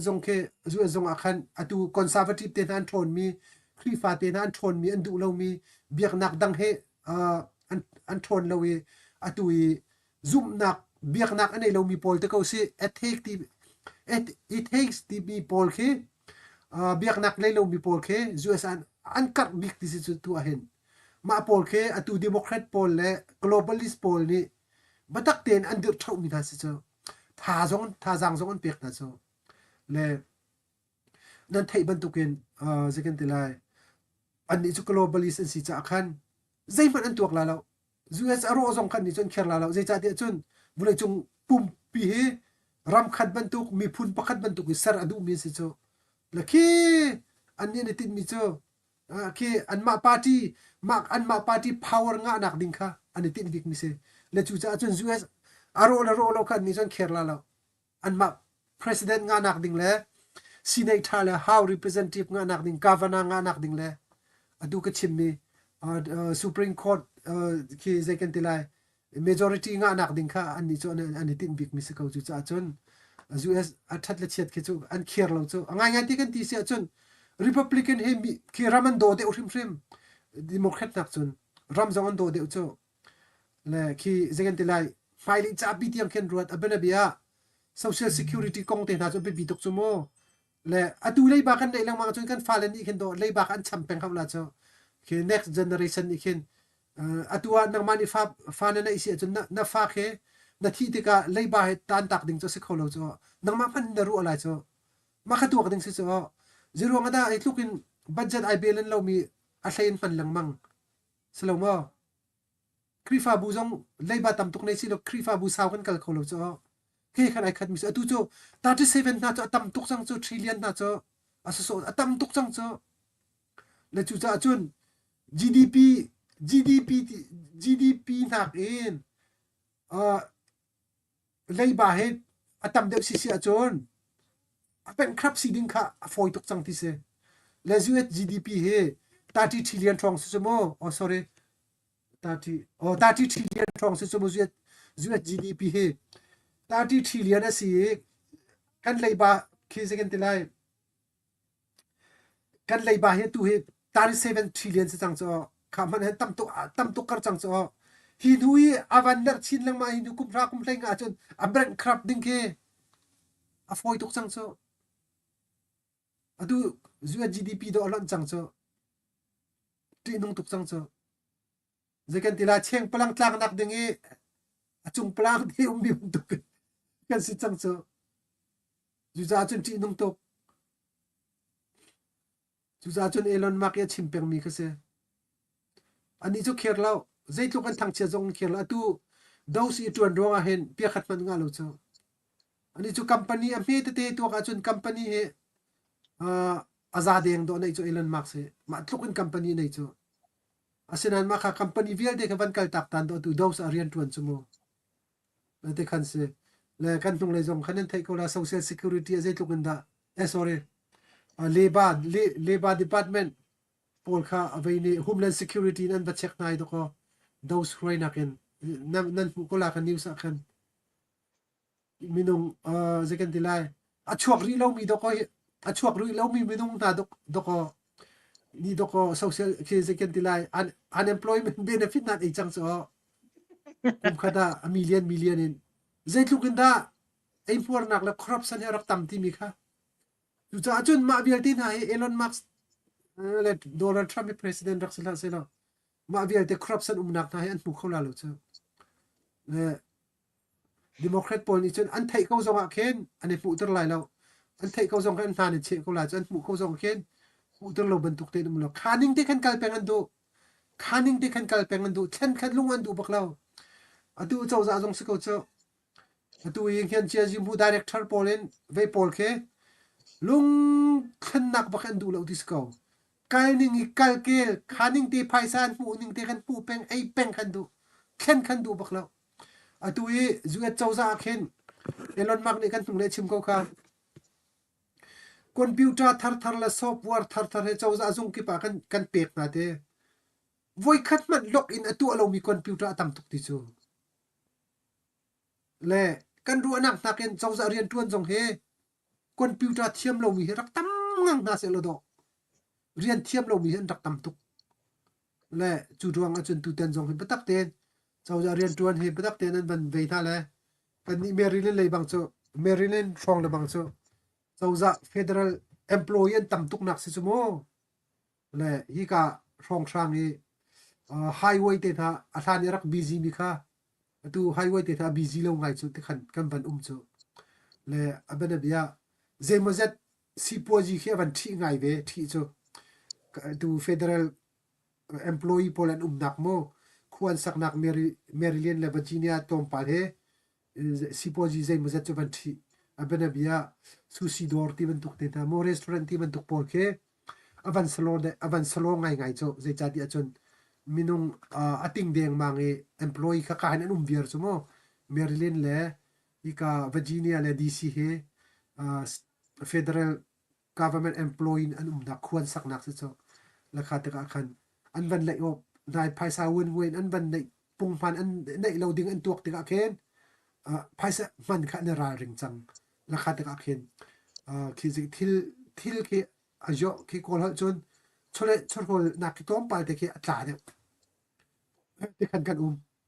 le chu cha chun tu ten chau za he 2026 a hin chun kan belen khola ti se ko he 2 trillion chu kan belen kho bak la ti se le tu he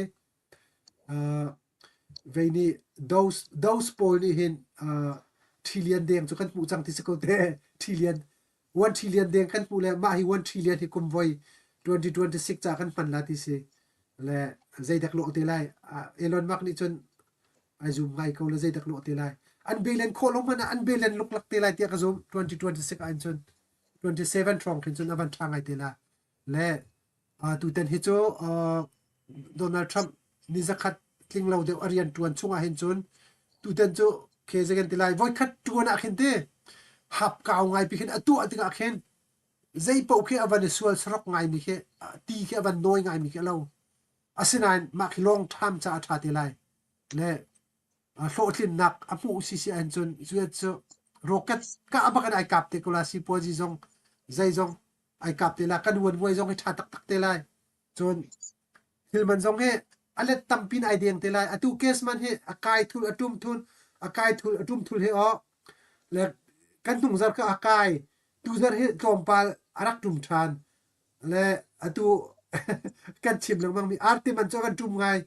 ni zara kan khos ku ka vakale dazin pakhat ka fangli long se ko le ban tum ngai le case he kan tung zar nak kan tu zar he case he ve pia kul thong ban tum than ti khanum le tu kha cho thil he an tu akasi ti ka khan isol sorok pa le kai thul stock long se ko he avan kai thul avan tum thul ti khanum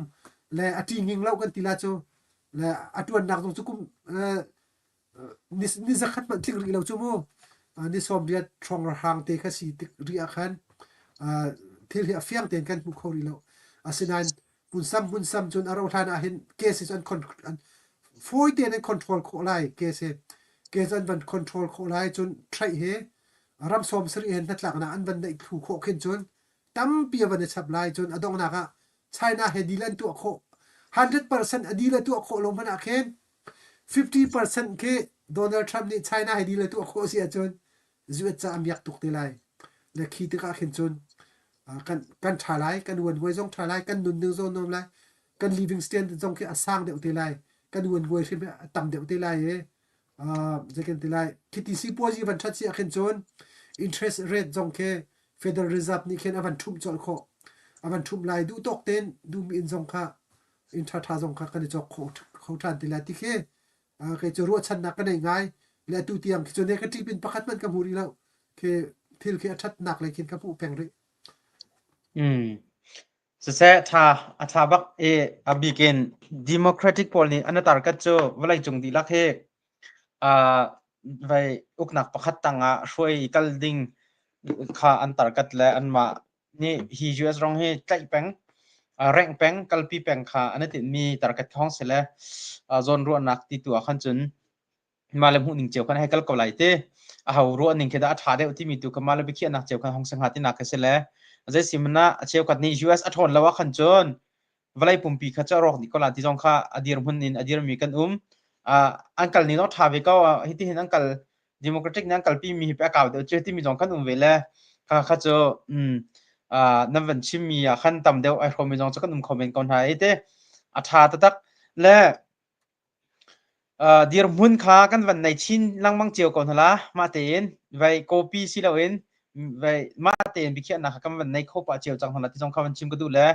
atua na van kan chim mi chung in khan van kal ri ko si lo atu liao cho kungun khoi ko nga khan patak ten bel na khe a liao si ti ka hen ram tam pi na jong cho via adil khan tu thu khorin halo te ka atu abigen China ten ha cho tor ideal cho chon Amazon te pon ha jong cho tam pi khi an sipoi khi ta ti an sipoi hong tlak ti ka chon khi US me pi jong kha thilmen kha tlom pa cha phak ko la ti ka cha hong lang mi si ti ka hen hi ka zona hen ahoda atulio sininga ahoda sungdeu ama teruk leima sungdeu de juet layak nu ding mi poli an kuat lo ruang a khan juet me pi kha kan harve kau chen ki mirum pe pi jong kha an sipoi ta ve kau la khai ka zonan ahoda sungdeu kan thila jete e kan ma ni ki kan pom khona dinga khan kha kong jong khan man thai kha pe pi ngai tia kro ja khan kha te kha man kan chim than ri lo chon via atu dan shroi tu ar red pol akan shroi tu he a cheu khat ni chun ki be fu te hai ti ban tuk lai phun khen ti tik na ti ka hen anga ngai ti chun mi pi ni vo mi en se mi pi ni tha te juet ram sining an nget e an vote mi na si tik chawza atlai tu dinga am ven chu mi ka se mu chuni chun chawza am ven ren mi sti ka hen mai he juet mi pi he an mol kan ti khom tha mo kan ti la jete abi ken lai mi te jong ni ken amol ti kam phang cho kan pu na he kan pu tham na amol ai ti ban tuk na ke tu kan president jong amol tu ka he ti ban tu jong ke khi ati mi kan elon mak te pol na jong amol ti ban tu ati mi jong ke kan ma kha kan ti na sia kan jong US me pi politica an niam tu krong ma singha ti khi ro lo ke ban tha chi lo ti la cho le he ka zo na hen ma pa ni te kha naru aning rakar from than ri to lo pakhat na kan anu bi na behal na kan ka banin lekho ka banin zoom la le de se kan nong le ya kan hoi pa pakhat ne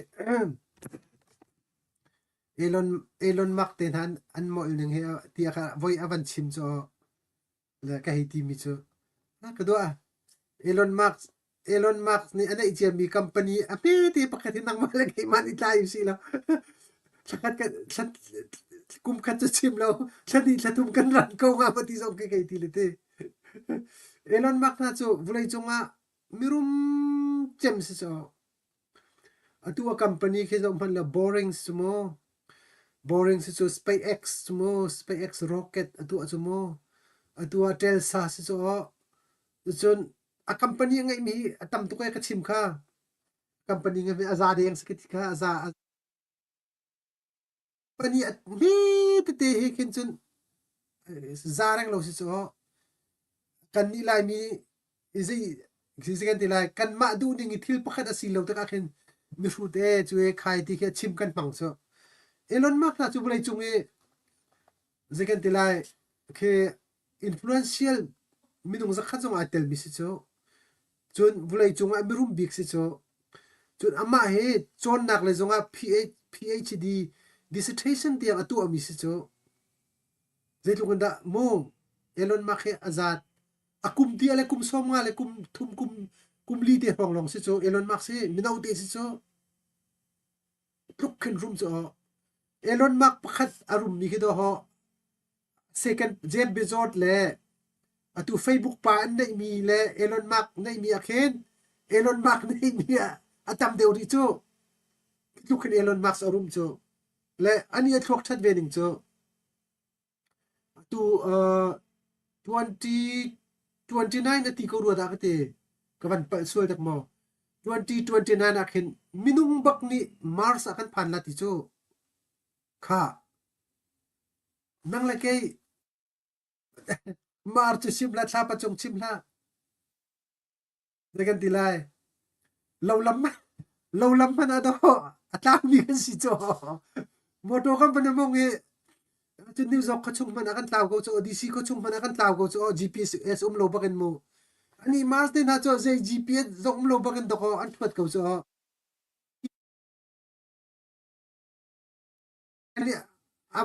avamok nalom pan zitlukinda ama ni avision ke zitlukinda that mo SpaceX na cho ma bak thok mis cho a company po hi ama thok mis mi company a cho lo a chok mi kan thelo cho ama ai thok mi long tis cho lekha te ka Elon Musk na cho tak tak ka cho Donald Trump na chu thiam cho arum ning he tuan deu ka 6 billion anei chu mo 6 billion ni anei atui social media anei mi truth ke 6 billion man rang no anei ti aman a value ke de a value ke 6 billion rang lo city se khatin arum cho billion pakhat cho million thong khat cho ka tam ding million thong khat na cho million thong khat de ti mi long cho a foi lo cho atu kan ni lai mi le bang cho he kan za pi ten do 12 million ne boy pi 12 million ak ne that deng yo 12 million na ti deng ai that mi minung ni do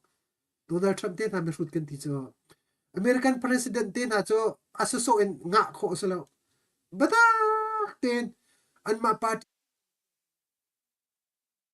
state som nga chunga election an tu cho camping an tu cho an ma party chungi candidate ban si kho man ka har to chun presidency ko nak dinga chun financial zong in paisa zong zai mo zot room how paisa nei lo US president ten ha e chu paisa nei lo mana mirum ne tha ten a million in backup an to pi kho how achula wa chun president tin ko selo Donald Trump chu ve atlam tin lo nak tam pi ko lai a perfect lo ke second tilai abe chim chan akhina chen pa khimo stupid bang ya ti chim mi te na ke kan ma chiao zong ni kan du lo president pakhat ni chim la se ti kan du chiao asinan an ni pol chu mirum fan zela an ngak chiat den an than pi chang chu vai ithin ko ti le zong ai thin ko thela lo khi an zia kel ban tu khana chang chang le zai ban duk vasi ban se lo Donald Trump chu US me pi 75 million ni do avon thak mi si chu asa so se lo chu tu fan chu voi election voi ni tai te ko se pakhat na ka primary an ma party election a state som nga tai chu apan hi na ka tamara president election trim do ko vai si ama president long silo si na izong atai pi ri chi chu house zong atai pi ri chi chu governor zong atai pi ri chi chu kong ti le banga chun kong ti ummi vel te tungpung ta pung deng do alak chu khatlu khan don bo chu le hi avau tu po zong he than liwa Biden avau tu minung zong ni tel chu Obama arak avau tu minung zong khan ni tel chu le kai chim du ja cabinet ki zawri na o Harvard University a chok mi lo te man ke pruk pasri reng lawon si chu Yale University te na chok mi si chu mi so so si lo chu mi fit do si chu kan ni lai mi kan mi di kan hei pu kho mi ke chu ke ve an mit tom zet tia ban ke se lo chu lai mi kan mu kho mi chu an ni chu si pozin tu azonga a billion a real mi chu kan lai mi chu na si pakhana zet na nga hi ti rong rang na ji pakhana fangkul na nga ma kul le thum na nga mai ti rong rang do kan boi hi chu an ni chu se di lao a billion en a boi min se a cabinet sing zonga khen billion na long te ke panga prok reng lo num Donald Trump ke billion nan tam tuk chu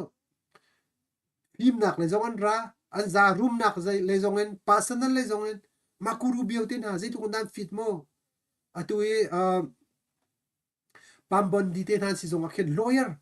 lawyer pana ki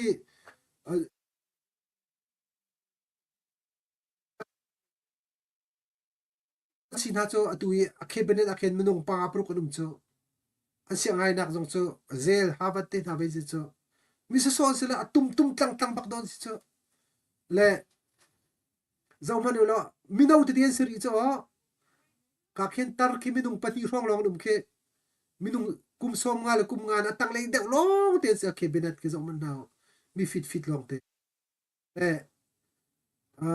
Biden cabinet na ban chima cha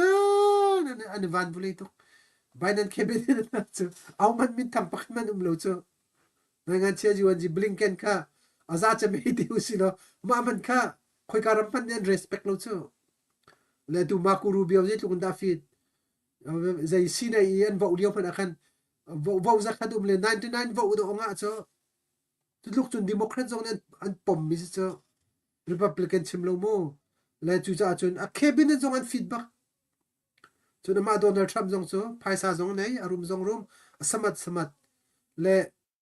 president asilia wi zai lo document vai konga khan classified document konga khan investigate dak tu akamo Joe Biden zongan tua Donald Trump zongan tu an patin tu adhamu ma ki atui prosecutor an pan mi prosecutor investigator an pan mi pa Robert Huni do chim cho Donald Trump cho asamat ati cho kai ma chim mi sela uma he Robert Hu chim mi se Donald Trump cho asamat asinain Biden cho atluak tlaute le ma kha kai ma chim mi sela ma he Donald Trump kong ka chim po kai ma ka chim mi sela mo news ikarel mi ka pu mi chai karel ka pu mi se mo CNN zong karel thiam Fox News zong karel thiam Washington Post zong karel thiam Washington Times zong karel thiam mo New York Post zong karel New York Times zong karel thiam chu cha chon ke cha kan rel chang tu chen thil sining kha kan ma la kan thei to kai kan chim ni ka se le te tu lai mini cha thu te bang yan ti mi ke se kan ma kan dak thu tuk bia kan ma thil kan thei lo tuk bia tu kirak se le tha de un ma jong le cha rel de o Donald Trump he je ban tuk minung da rak se an biography zong khrel de thau chon atu a cabinet pol an biography zong kha tha ten rel thau lo khan du kan bia chim mu se voi khat hai za unak i ma lung tin lo zong bian chim mi rut di kha ke kan ma la kan ma mol kan thong tu ke siti kha ban chim ta ka du le chu thu khan pakhat khazai da si kha ban chim than to ก็วันโดดโรติการโดดมันที่เรา ไฟเราเสอตุตันงุนควยอีเด็ดนักงโมคือรำชุงเลยยูเอตรำชุงอันที่เราหลุดที่เราติกาขันรำเลเสเอาด้าส่งเดียวกันที่เราจุดเตเอาด้าอานาเด็กได้ที่มีคัสเกาที่ตัวเดียวก็ชิมมันตุกันทรวอร์อาจารย์จนกับนี่คันส่งสิเกา US เลยจงคาใจมาเจ็ดส่ง China เลยจงคาใจมาเจ็ดส่งสนานeconomic ง่ายคือเซกันที่ไรคือบราเบระปิงยาสินันที่ละคนนี่สิปัวจีเลย expat กัน civil เอาที่กักเห็นอาใจเด็กส่งที่มีขจุกันอีโพลท่านจนกันชิมเขาในสายแล้วมาขจุดีเทลบรรทุกขจุคือสิปัวจีตะเก็บปาร์กูจวนจินตูโพลงนี่เห็นบัตรทัดdata อันหลักอันชัวลงอ่ะเห็นกันไทยโคดิ้งมิเซและกับนี่จวนนั้นส่งทรวอร์ปว่าจนอาศินาเองอันนี้ long term จะขันใจได้อัฐาที่มีกันไปปีมิเซ short term จะขันจน China จงกันส่งเวกเอาไล US จงกันส่งเวกเอาไลstock จงตั้มปีตาเขาจมูกขันใจตรงด้านsa Elon Musk เต็นฮะbillion อาซาเดียงนั้นให้ส่งเวกเอาเจ้าคือนี่ขนาด billion ปฐุมผลิตยังจงกันส่งเขาจมูกจนอาศินาเองใจกันที่ไรDonald Trump นี่ tariff อวันตัวเวรวงอาเห็นอลุดเวเทียมโจนี่ขนาด6 billion เป็นลุดจุดเฮใช่ยินโม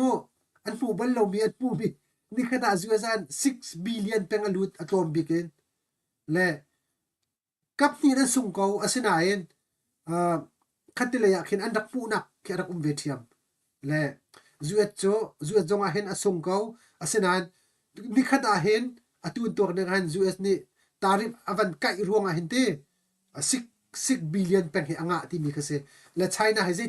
จะส่งที่กันแต่เขาเราอันมา China เลย news กระChina จนนั้นเทบันตุกินคอมมิวนิสต์สิจ้า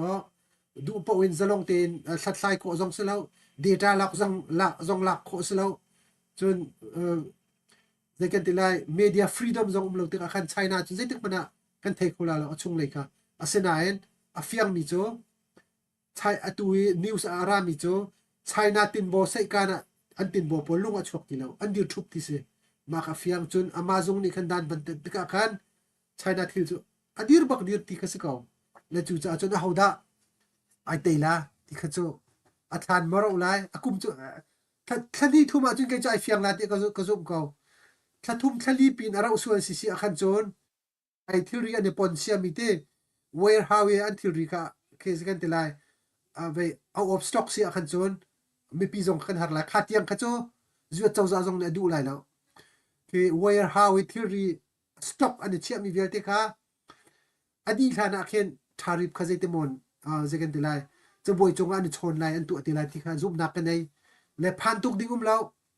มาข้าใจมันจะ stock กันในริจาขันอันเวลามีเสียจุดจนอเมริกันเจ้าจะเห็นชุดแล้วตัวขันเซลฟงเลยคอมพิวเตอร์ที่รีอากาศตกลาติการบรรทุกโคตรการบรรทุกเจ้าเลยคอมพิวเตอร์ที่รีเลยเซลฟงปอขจูexam ตัวขโมยเช็คไกด์ตลอดอย่างนี้ขบรรทุกขึ้นสู่เจ้าจานี่เห็นแค่ economic เทียมตักมี expert กันในเขาหน้าก็ชิมกันสิโจ้ US billion พอเลยอันนี้นั่นตีนรีแล้วอันเซมันพอรีแล้วUS billionaire พออันวันนี้ติดลงอ่ะเห็นโอเคกันติดไลน์แล้วจู่จะจนตัวโดนัลด์ทรัมป์แคบิเนตพอจงนี่เห็นอันเซมันพอในสายรีแล้วบิลเลียนเนอร์พอจงเห็นallow ให้มัน allow รีแล้วแล้วตัวชูน่าประคันอันชิมมีเบลเตโจnational reserve chairman Powell นี่คันอติมิโจมาทาริฟอารับส่วนสิจน US economy เฮสโลเข้าที่ขัดชิมมาค่ะฝักจะมีอันชิมมิเซและจู่จะจนตัวที่ยังจนโดนัลด์ทรัมป์เสียแคบิเนตเสียนะเสีย USA กันในมีกันบิลเลียนเนอร์พอลเฮอันใจเป็นปอยรีแล้วอันส่งส่งกันขันข้อตุกรีไชน่าตัวฮิตไอขันดูเจียวที่มีเด็กค่ะอันนั้นเบียกับวันนี้เล็กคนนักเสียแล้วไกลล้มเสียท่ากันลมบักคอมเมนต์ที่ส่งคนนั้นวันเดียวปะนั่นแหละท่าจานั้นวันชนหากันลมใจสิจงอ่ะฉันชอบนักเลยกันกันคนหายเต้ฮิกามุนะคัดไล่อินบิชิมดิ้งฮิกันสุปลามังกันฮะนายกันสมโคน่าเราจะคัดอันนั้นมันตุกเวจิวแล้วจุนเลยให้บรรทุกินไว้ใจกันจริงฮะที่อาเชียวขัดจูจ้าพิลักวันหลังส่งที่อรรถเขาเวลามีขัดตั้มพิมเวนฮะจากคัน เขาปนี่คันรักกันรวดเทียมมุทิเตขาบันลังตรตากดูและคุยเช่นกันมันก็รีก็ลามูจันจันสมปติมันก็รีก็สิละatu democratic poll ni hen atu liao i republican poll i an kalpi choma mi he aluan chia kum som thum mu kum 1997 rong a rang liao rong hen a si zonga khin asia ke 2000 rong a si zonga khin an au pi langmang mi nancy policy te pol ha zong ni an dak chim mi ama obama lila zong ni atui audit nak te pol ha zong hi an dak chim langmang mi an se ko ro ti khin kan ro ite ma hi je ronga da republican ni an van kalpia hin batak to ko an dau ninga singha ti mi dekhe a naru dan te nang man ro ning kha kar shop te lo chun pani na ka donald trump he 88 liao rong rang 90 rong rang lewa hin US president sitting zong ke bis hal na zong khan rak to ro ti ing krak ro balite hi zong he arak chim mi cho kai chu a chen ka tai ko la ti hi arak ti le ze ronga da chu liao mana president chu na dinga hin ki bia jong ken ra khal chang mi pakhat arak se anau liao te amu le ze ronga da khalio jong e chu ko lo tar nu pia hin avan chu ruang mang ha ti mi te jong chu ma va kan from chi lo pan hi chena pathum na ka Facebook ki an CEO Zuckerberg te Zuckerberg ni hian USA confidential kha communist China sina khan azur ti mi ki an thai kan ti kala je an chim mi kan thai ti khase la kha adik ngamo diklo ti mi te kha na zatin danar ti mi te kha ma pathum kha wakan romri lo na hanak ten afian lau se chen kawan nol than te kola se kai lom se ve pakhat na ka president bill clinton se te chun president obama se chun ronald reagan jong te se chun how da si president pakhat kawan phil ma po ni khen atui elon musk te ni antu mi dose he atu dose se chun thep kong se andak chim tuk mi se asinain andak tu angam lo andris ngam lo kan tu asisia chon ate an tu asia chun ichu asual khan ti to an tei lo sual sia chon an ma kha an tei kha chi pina te an mai lei zekan tilai momentum kan tila cho momentum president semi position momentum an du ti so pat time pat chau kan tila ko hol chon ke president asilia ma cho rak tu kho ti mi ke rau ki chia tan du peng la ki rau chia tan du peng le president asilia wa khen ma chu kan tu piak la kha kan tu an dak ti asinain president hong klin tika khan mi cheu khan ni chon tu khan ti an tu kho lo sia khan chon zekan telai tu an zal i atlam klin lo sual sia khan chon an thang chet ding mi khan ti chon an ma party ama ruang ni an ma party ruang election ni van sung than ding mi zong khan ti to le an tu atak bal lo le atu i tariff na he cho an dak chim tuk mi se nancy policy bechim mi na khan ngai dak ma arak ti tuk chang mi se china kong he tariff kan tu ading se us kan sung tu kai minus kan sipeng an chim tuk zong so obama zong chim ko chun mi dang chiao zong kan dak chim asina an tu angam bak lo le donald trump hi war nak cho au man ni an tu angam lo mi au man ni an tu adu lo mi kha ama ni pa chi peng cho mong thiam tu si peng cho jerusalem zong kha zong phan lo ronald reagan ten ha zong bush ten ha zong ni khan kha obama te pol na ni jerusalem hi israel ram an capital la kan tu lai bang yan dak ti chumo president jong sila bush jong ne tu lai lao clinton jong ne tu lai lao obama jong ne tu lai lao adong na ka chon donald trump ni tu lai donald trump ni tu la lo lai jong ral pi patum nak chuak lan dak ti chu democrat pol ne media jong ne cnn pol jong ti chu a zaira pi patum chuanak lum la dai dep ko a chol ba kan chol lo donald trump ni israel kha tu liam voi tam dong dak chim ma kha an dak ti tuk chu an tu angam lo sanan donald trump ni risla mi cheu khat ni donald trump a rudan ti mi he ani ju thil pakhat ka tu achang la ti mi chim mi tu abak mo avatlam tlin lo zong akhan ani ju thang chet lo zong ka akher lo ka tu la ti mi kha tuan chu khai tim le atu ram ri kong zonga khen ram ri kham kong zonga khen President Obama ti na zong an rak chim cho atui Obama chunan the ban tuken ze veido orak si cho deportation in chief anti commander in chief ti ban tuken deportation a hen chief sen rak ti mi do si cho tlokin minung bak do tam tuk rakwat na Obama ni hin asinain Obama ne kod leo khan Democrat an aw ma aw man nen chim tung lao khoi ka media man jong nan chim tung lao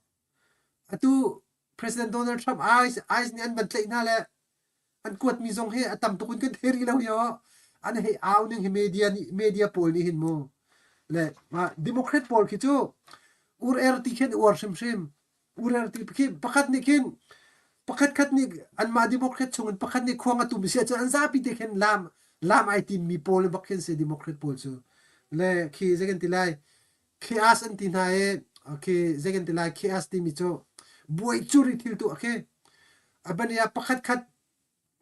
atu na khen ke Spanish atu nai kan ban chim mi pa kasiana ka anai illegal si chu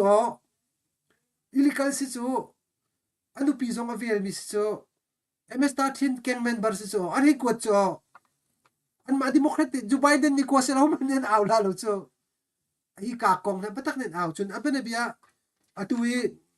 Palestine pa zong kha Columbia University sanda pia ni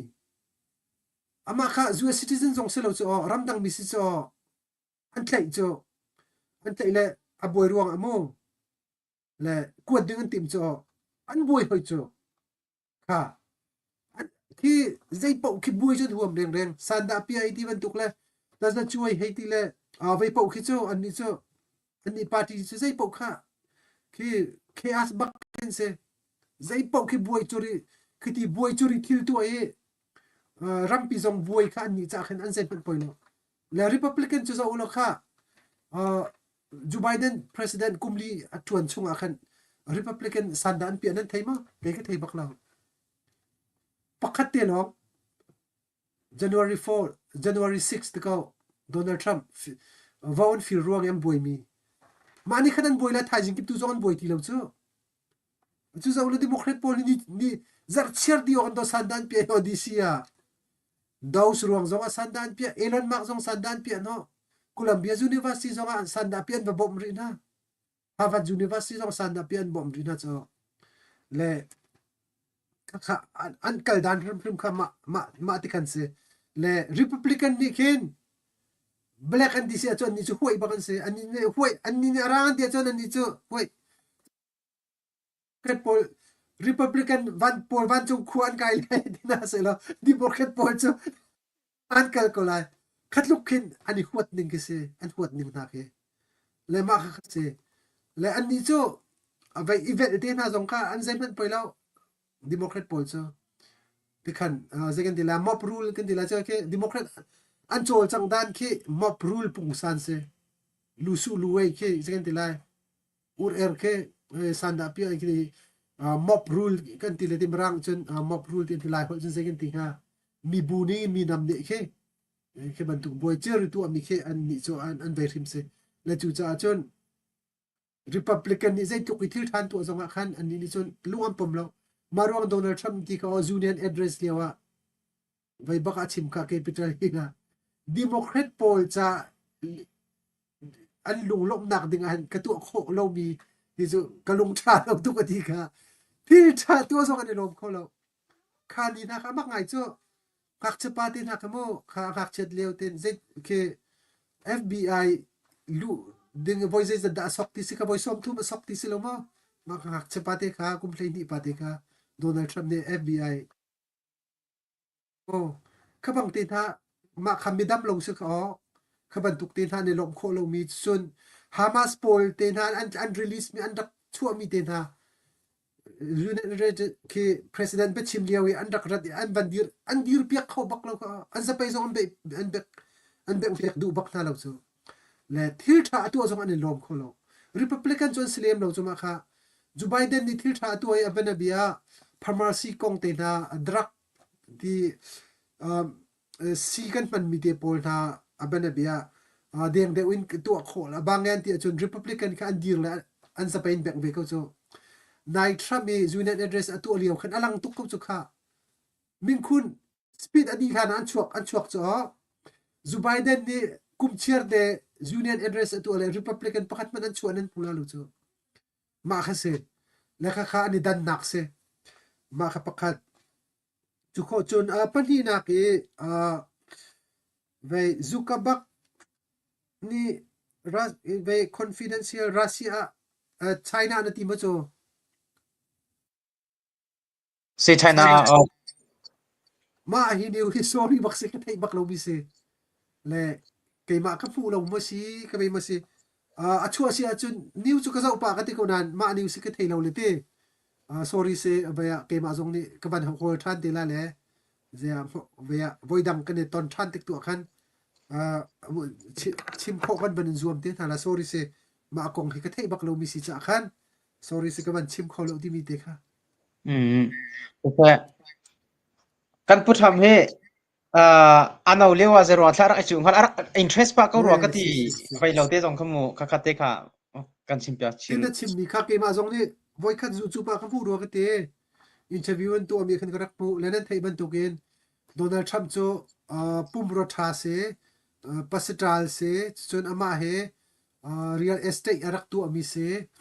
apa rim rum rak se cho new york i real estate rak tu si te kan rak room chia chang chu mo mi room fa bak rak chu mi si te ka ama zong pasitral se chun ama rim zong he ve khirak nei mi si cho Miss University mi khe Miss Universe zuam nak zong khe Donald Trump ni arak thok mi se ma zong khe kadang company azur than mi se lekhati na khirak si amin rak thang tak chu Donald Trump he le Trump Tower ke zo thau lo khuatam pi copy de po chun Trump Tower ke nan mu hala Dallas le zong se tu New York zong se chun hi ka DC zong a hen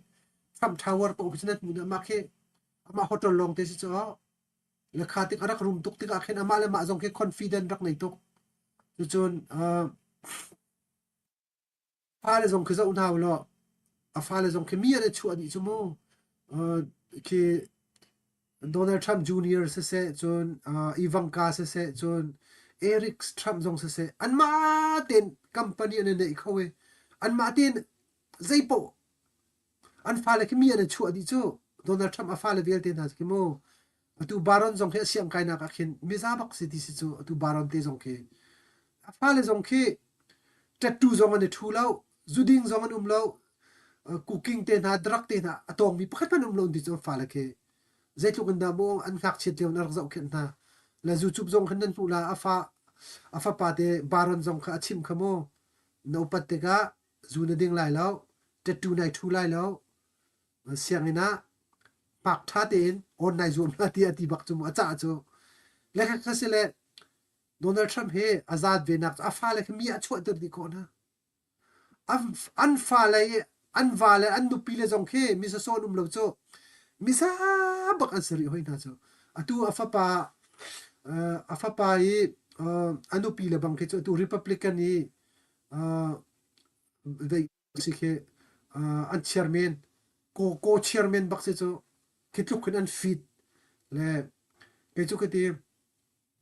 Donald Trump he atlan te atu New York i anaw liao te hin president jong rak chu se lo mo zai mazat ki chu rak tin ko la ju se ati akazum ko anai chia jong ni phak a film thiam na ko ni phak sining sum ni khin ama jong khe arak semat chu mo atu khe kum som ri deng mang asanan athuak tlaw bak lo chu thil ai ching chiam kho ning minung min ai ching chia kho ning zai an ban hal po e phathun ngan mo on the spot di bia le kho ding te tha khe kan ni pol se kan ni o adila chu mo ani zai o a bak lo chu zai bia da ka chim la ti mi khe ve an samat dan khe arak mak tok la chu cha chun atin lo nak chu tam pium ve ko e minung se atin lo nak tam pium ko chun an pan hi na ka zegen ti lai khri fa hi ma tu ko kan dir kap mi pi mi hemo ni zan ti ni zong khanan mu ko la kha eastern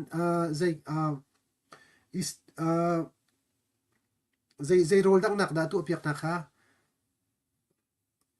ve study na ti sirwa ka te hoi ha achun tu ko ka achun tu ai thla zong an cham piak Franklin Graham zong arak ra khamo มันขัดเตียนทรูยมาจงนี่ขันคลาจำเปียกนะจน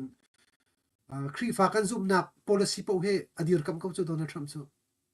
เลยอามา private ยังว่าเปลี่ยนทันละเปลี่ยนทันเราก็จะกันมานี่กันบัจจัยเปียกดิ่งจงเสลวอามาเลยพัฒน์ตุกาไว้ใจกูน่าเสียเสียนายครีฟ้าเฮกันดีร์กำบักครีฟ้ากัน policy เลยโดนทรัมป์ policy เฮเวียzakata 100% นี่ไอ้เคลมันzakata 70-80% ฮิส policy เลยครีฟ้ากัน policy ไอ้ขัดจนอันนี้จุครีฟ้า value ที่มีค่าจานพูดฮาจนอเมริกันที่มีคืออีวันทานนักโมส่งคืออันไหนจนอเมริกันแอนเทมเตนฮาจนอเมริกันแฟลกเตนฮานอุปจออตูดิโมแครตตัมปิจออเมริกันแฟลกส่งเซอันเรลโลจูอเมริกันแอนเทมเตนฮาส่งเซอันเรลโลจูโมอเมริกันกันซิตี้มีคือพราวส์นักส่งอันไหนเลียมโลจูดิโมแครตตัมปิคือไม่ต้องตัมปิจูคือที่แค่นั้นจูแล้วจูจะจนRepublican เฮsecond ที่ไล่รำส่งอันโดเดียวก็รู้เขาโดนัลด์ทรัมป์ส่งเฮอริยันจวนยังส่งพนุลาอามาปุ่มปากจับขัดพนุลาง่ายๆที่เดียจนอันนี้สู้billionaire เซ่โฮเทลละเห็นบุเลยจุงคุยจองเสร็จแล้วนวมตักเอ็นคุยกับผมเสร็จแล้วอาจจะเป็นอสวรรค์มิสไอ้นวมตุกเขาดึงเสร็จจ้ะอาที่เตียงฟันเนี่ยอันนี้เจ๊แค่ไอ้จอกที่ลาลุจ้ะมาทุกไอ้นวมเขามีเสเขาจ้ะอาเซนานบัดเต็น US รัมเฮอคุบทะเลดูเวรวังขันไว้ก็จะกันที่ไล่ President ไอจูมีสิทธิ์ขึ้นเกี่ยวกับผมหนึ่งสักเอาและเซ่ปัจจุบันปัจจุบันโคสนานมาเลยรู้นักเสียวเสียโมมาที่จุกไอ้กับผมได้สิทธิ์มีเด็กเขามันชินตาไก่ล้อมเสะกันล้อมตุจานกันรู้นักเฮนาจีปนี่เลี้ยงไก่เดียวกันวันรู้เลยเบชิมีตักดินเราเองล้างเอาบรรทุกเสเวลเลยล้างเอานักเองจิงนักลักกะถ้าสักนายที่บรรทุกนักเองไม่โดนที่บรรทุกเองไม่ตอนบักเองเบียบันรู้ฮิโจขี้หาบักมีขี้เสนายปนี่เลี้ยงบักขนาดกันชิมเปียกเลยกันล้อมตักเลยvia zon ro nak tak tak kha se ko mi pi mi phun zon ro nak tak tak he na kan ro mi si cha khan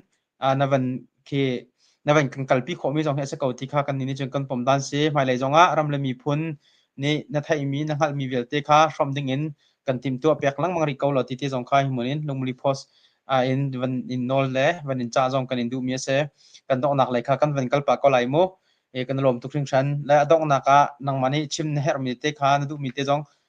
tampi holding moti chen hete tok holding tampi kan nai ri ko saman se lo nang matu ni khan her na ti mi te chimta na du mi te se chen na kan chimta la le cheu khat ni chen tu le wa hen Donald Trump ni 24 hour chunga ral Russia le Ukraine kadai tan la ti le atu acha jai de tar ni mam cho vai lo ni Russia ni Ukraine a tom bom pa thak ding long khat vai atu adung zal kho mi se heti ban tok chu kho chun Israel na jong cho vaya khi batak te in andai ro la ti laka Israel ni khat lai na jong kha tom ba tha thiam kon hai ti ban tuk te jong ke ve thiam chun nguin khoi kong khen ram kip kha kawan ti na la tom in vaya tangka karu ro la ti le wa hin vai khi ro aning ban tuk si ro en tampi khi achok lai long te asung zat lak na long te atong than hai ti ban tuk te na jong ki tampian chim kau ite la saman se lo kha chuma ni cha kan rel ning cheu le cha nan rel ning cheu adang nen rel ning cheu kha jai tu kan da city mi kha abum ko lai a phi chu ni za khat man an tun ri lo mia hi vel te an tun khomi chung tu khan lom nak bia tu kan chim na ding kha pi mi city te kha van lang tar ta ka van du mi sele nang mani na se her mi te cha ta lai mi kha abi kin te cha lai mi sini be cha he abi pi ngai mi kha sele kha zon te kha kan cha ta lo chim na du mi te ban chim ta lo chung kan dok na khan kal pa ko laเสียไก่ล้อมเสียดงนักกันชิมดากระดูมิโจ politics ที่มิโจชุนจานในไอแข่งเขามีเสีย politics โจอดีตจงจานมีเสียแล้ว politics ที่ไหนเฮลเป็งมีเสียเฮลเป็งชุนจานจงไอแข่งเขาอาศัยเวลากันที่มีจงค่าอารักษาเขาแล้วอาศัยเขาแล้วเมนลาแล้วกันที่มีจงค่าสักเขามีน้องท่านนี่อารักติงท่านกันเรื่องคุณกันหอยป่าอามาเฮช่างไม่จงอาเคนที่ political science สกุลเตมาอดีมิเสและ political science จนก็บอกชั้นง่ายมิเสจูอันนั้นอันติงไลนี่ไอดูอาคัน messenger อินกันชนเลยอันนั้นติงลามอที่อาคติเลยอันติงบักลาแล้วจีรวงกระดามีน้องท่านนี่ชนอันนั้นติงไลกาเช่าไอเนี่ยกาเวียรัลกับ vice president ไอเนี่ย กากวยจีจีไอในกากวยจีอุสิเช่าจงจะมาเทียมโมจุนเวียอมิวตาตัวดัว25%อันนี้เอาตัวดัว25%อันนี้จุนเนสัตจียาวันจีไอในพีเทจีวันจีไอในจูปีน่าปีเนวิเอลเตียเวเนลงวันจีไอเชียร์รัลกับ25%ปีเนตัวโดนจีรวงแต่อันนั้นติงไลอันติงริมลาละโอเคที่จะอันติงอันท้ายจิงกิบตัวอันนั้นติงเขาแล้วใครชิมดูมิโจ politics ที่มิโจชุนจานไอเทียงเขามิเสเฮียสิรัวลากันที่มิจงแค่จะ100%อันติงเขาแล้วตุจานก็ชิมมีชงจงอาเห็นเกี่ยมันอาศัยเขาเมนที่ก็ชิมมีก็เสอาศัยบักลาที่ค่ะ100%โจคุยกับมัน politics อาเห็นเอาพันเฮปะเทียนบรรทุกอาชิมเขามีห้องพันไลแล้วปะเทียนลองเนี่ยเท่าไรแล้วจู่ๆจน politics ที่มิโจชุนจานไอเทียงเขามิเสอาศัยเขาแล้ววันที่มิจงก็อาศัยเขามิเสเขาและโดนัลด์ทรัมป์ไปเพนซิลเวเนียบักลาสก็ลงมาจนมาขับคุยเบียชิมเลี้ยวกันกี่มาบักนี่ทีวีนก็จะอุเลียวสิจ้าทีวีนก็จะอุเลียวสิเลยเบียชิมจัวมาเขาเลยข้าเบียชิมเลี้ยวนะกันโดนัลด์ทรัมป์เขาไม่โดนัลด์ทรัมป์ไม่ทันกันเลี้ยวกันลาฟินก็จะอุติลาตีลุงว่ากันวัดบักแล้วอาศัยนั่นกี่มาปุ่มปากบักนี่ทีวีก็จะอุเลียวบักโดนัลด์ทรัมป์กันกะเขาจะก็เจกันทีละอาพูนี่ว่ามีบรรทุกขึ้นเตะอาว่าผู้มีบรรทุกทุกขึ้นเกี่ยมาจงกักขันซาและค่ะบุ politics จุมาค่ะเสจจอห์นเอฟเคเดนีเตนฮาอับราฮัมลิงกันเตนฮาจงค่ะเป็นแบบกันดีเตนฮาจงเสียมุองซันเตนฮาจงค่ะเอาเป็นเนี่ยอันถ่ายอันเทอันชิมเขาเลยจุดนั้นอันต้นเขาจูและค่ะบรรทุกค่ะเสจน politics ที่มีจุ local ที่เสียหอย politics จุ local ที่เสีย local ที่มีจุเป็นแบบUS president na ka political local hai sibe nga abane be kazum nak kha kai cha ka local se kazum nak ka be pi be chama ka chia maruanga khan Donald Trump jong kha ko war khun nak se ko men jun pakhat pa kha asylum nga kholo mi simen lai asylum anga kholo ruanga khan zeitumo khin Biden na ni ve document card na ka peswal se lo ti ban tuk khan Biden zong ka ormen ko lai chuban duk chun abenabia atu Donald Trump liao se lo ke second the refugee cha te ko se ama ka politics cha khan refugee se ko men tu silo sile federal employee zong se ko men ma kha a local ka politics ka local si cha khan ma khaning khan khuarut lai Donald Trump zong khot ko lai Joe Biden zong khot ko lai asinan politics a chun ahum pan adik big ahum pan afaan big tik umlo Joe Biden na tan zonga khan na sual na tan mi kha nang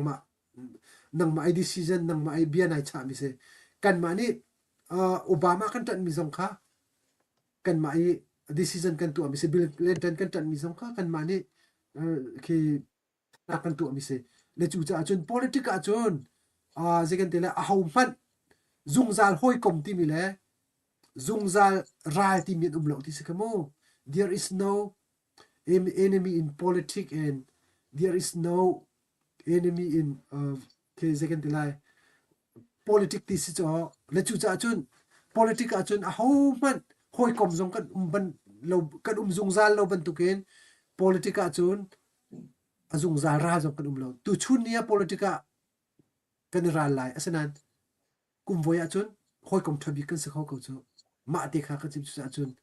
politic a chun zungzal hoi kom lo zungzal ra jong lo le tua minung tampi lai mi tampi kan el ha Donald Trump tan ronga akan ho mi zong comment so Joe Biden tan ronga khan kan en hot comment ta cho le kha ban tu ka si ding selo le nan ma zong ni khan nan zum nak kha upat piak ding nan ma zong ni khan kan zum nak ki te kha nan kan upat piak ding mi ka pi le chu cha chun politics kan chim ruang le kan zum nak ruang a hen a hom han I huat ha la se I dau tha la se be chia be thalo zong ni tin la se le cha ti a chun politics chu chun jan ai thleng kho mi se politics a hom han hoi kam kan lo tu chu ni ka politics ka local kha kum voi ai thleng kho men le chu cha chun politica achun zai man he man victim yum kholo le chu cha achun kan chim kan rel kan pal sual mim se achun kan ngai thiamu politician jong kan selo political scientist jong kan selo chu cha achun kan male kan tai kho tok te kha kan chim mi na sharing kan tu mi na si cha khan kan pal sual mim se achun kan thei thiamu di jong kha adong na ka van chim ta ka du e kan zau tu ram chung ram lengin akan zau tu unaw vial te hoi kom vial te nan chunga kan lom tuk tin tu zan ke bia ka dong te re pai le ya ton dak chan tha poi pani kan pe se lo chan kan laka dam dak akan pek si si achun pai le kan tong than te thalai ti kha van chim ta ka du mi si tampi kai lom se tha to khung than tu zana kan zo tu nan chunga mi pi nan chunga kan lom tuk le nan pa hel mi te kan vanin help yak tuk na lo an tha ta tak nan pa hel mi te comment an tiel mi te kha kan rak re ko le mai le tu khan chan kan van sel le nan pa hel mi long te bak he biaruahnak kha ser aphu mi an se achun naka American ni leiba ma tluk kan nei ko na je ronga daram tang mi a hitluk in bob nak atu alang mangha ti mi jong ki hal tlak tak se ru phu jong se chokho chun atua thathum chung te long hi foreign mi ki refugee kong a khen kavan phi khar chung la ti mi jong kha zaida alo ti mi ti ten ha jong kha abe pi ngai mi si te ai ti ban to ke tampi kan man tel mi hi note akan rak sila te note akan rak tel la e ara ulhana khan hal nak jong kha kan rak to than la via kolkat te na zaida ke atu alo ning changte zaitluk dan zur kho an zur ti mo te batuk te jong kha tampi nam man tel mi kan tha tuk na zai simana chan sao no nai pani le kan ro chang cha khan mai le tua chan kam ven sap than lai ti te kha hemune jang fa nol kan du na aram le mi phun cha kan sikho to kan thai nak la se knowledge ate zonga se kan than kho na khading cha alam ki pen kan zom thalai hi ka huna bia kan ro mi hi mai le ya zaida avachang te lai ti mi khi khayu ki tam tuk kan kalpi mi selau hi ka huni kan ro mi hi cho alwan chia chang mi hin zaida an si ti mi pol te mi tam pi ni kan hal kho lo mi kha a thai mi kan palen ha ni khan unreally chu unreal mi kha hi ka muna kan from ve uti mi chan piak tak em real mi kha hi ka muna jang dam te mi pi ni kan ngai kho na kha ding cha le kan hal kho na kha ding cha khan hong kan from ko lo tia kan ti chan kan man mi te kha si ti te kha hi munin vaya vanin chimta van chimta kha kam van du mi se phalei jong ai te ban tuk te en mi pi jong ni tha jang kam te lo ram cha kan mi phun cha kan tuan tin halai than chau nak le kan kar kan hak tin halai ti te kha an chimta kan du mi se kan lom tok to jang kan bro nak chu hi veleng kan ti tar ko lai kan lo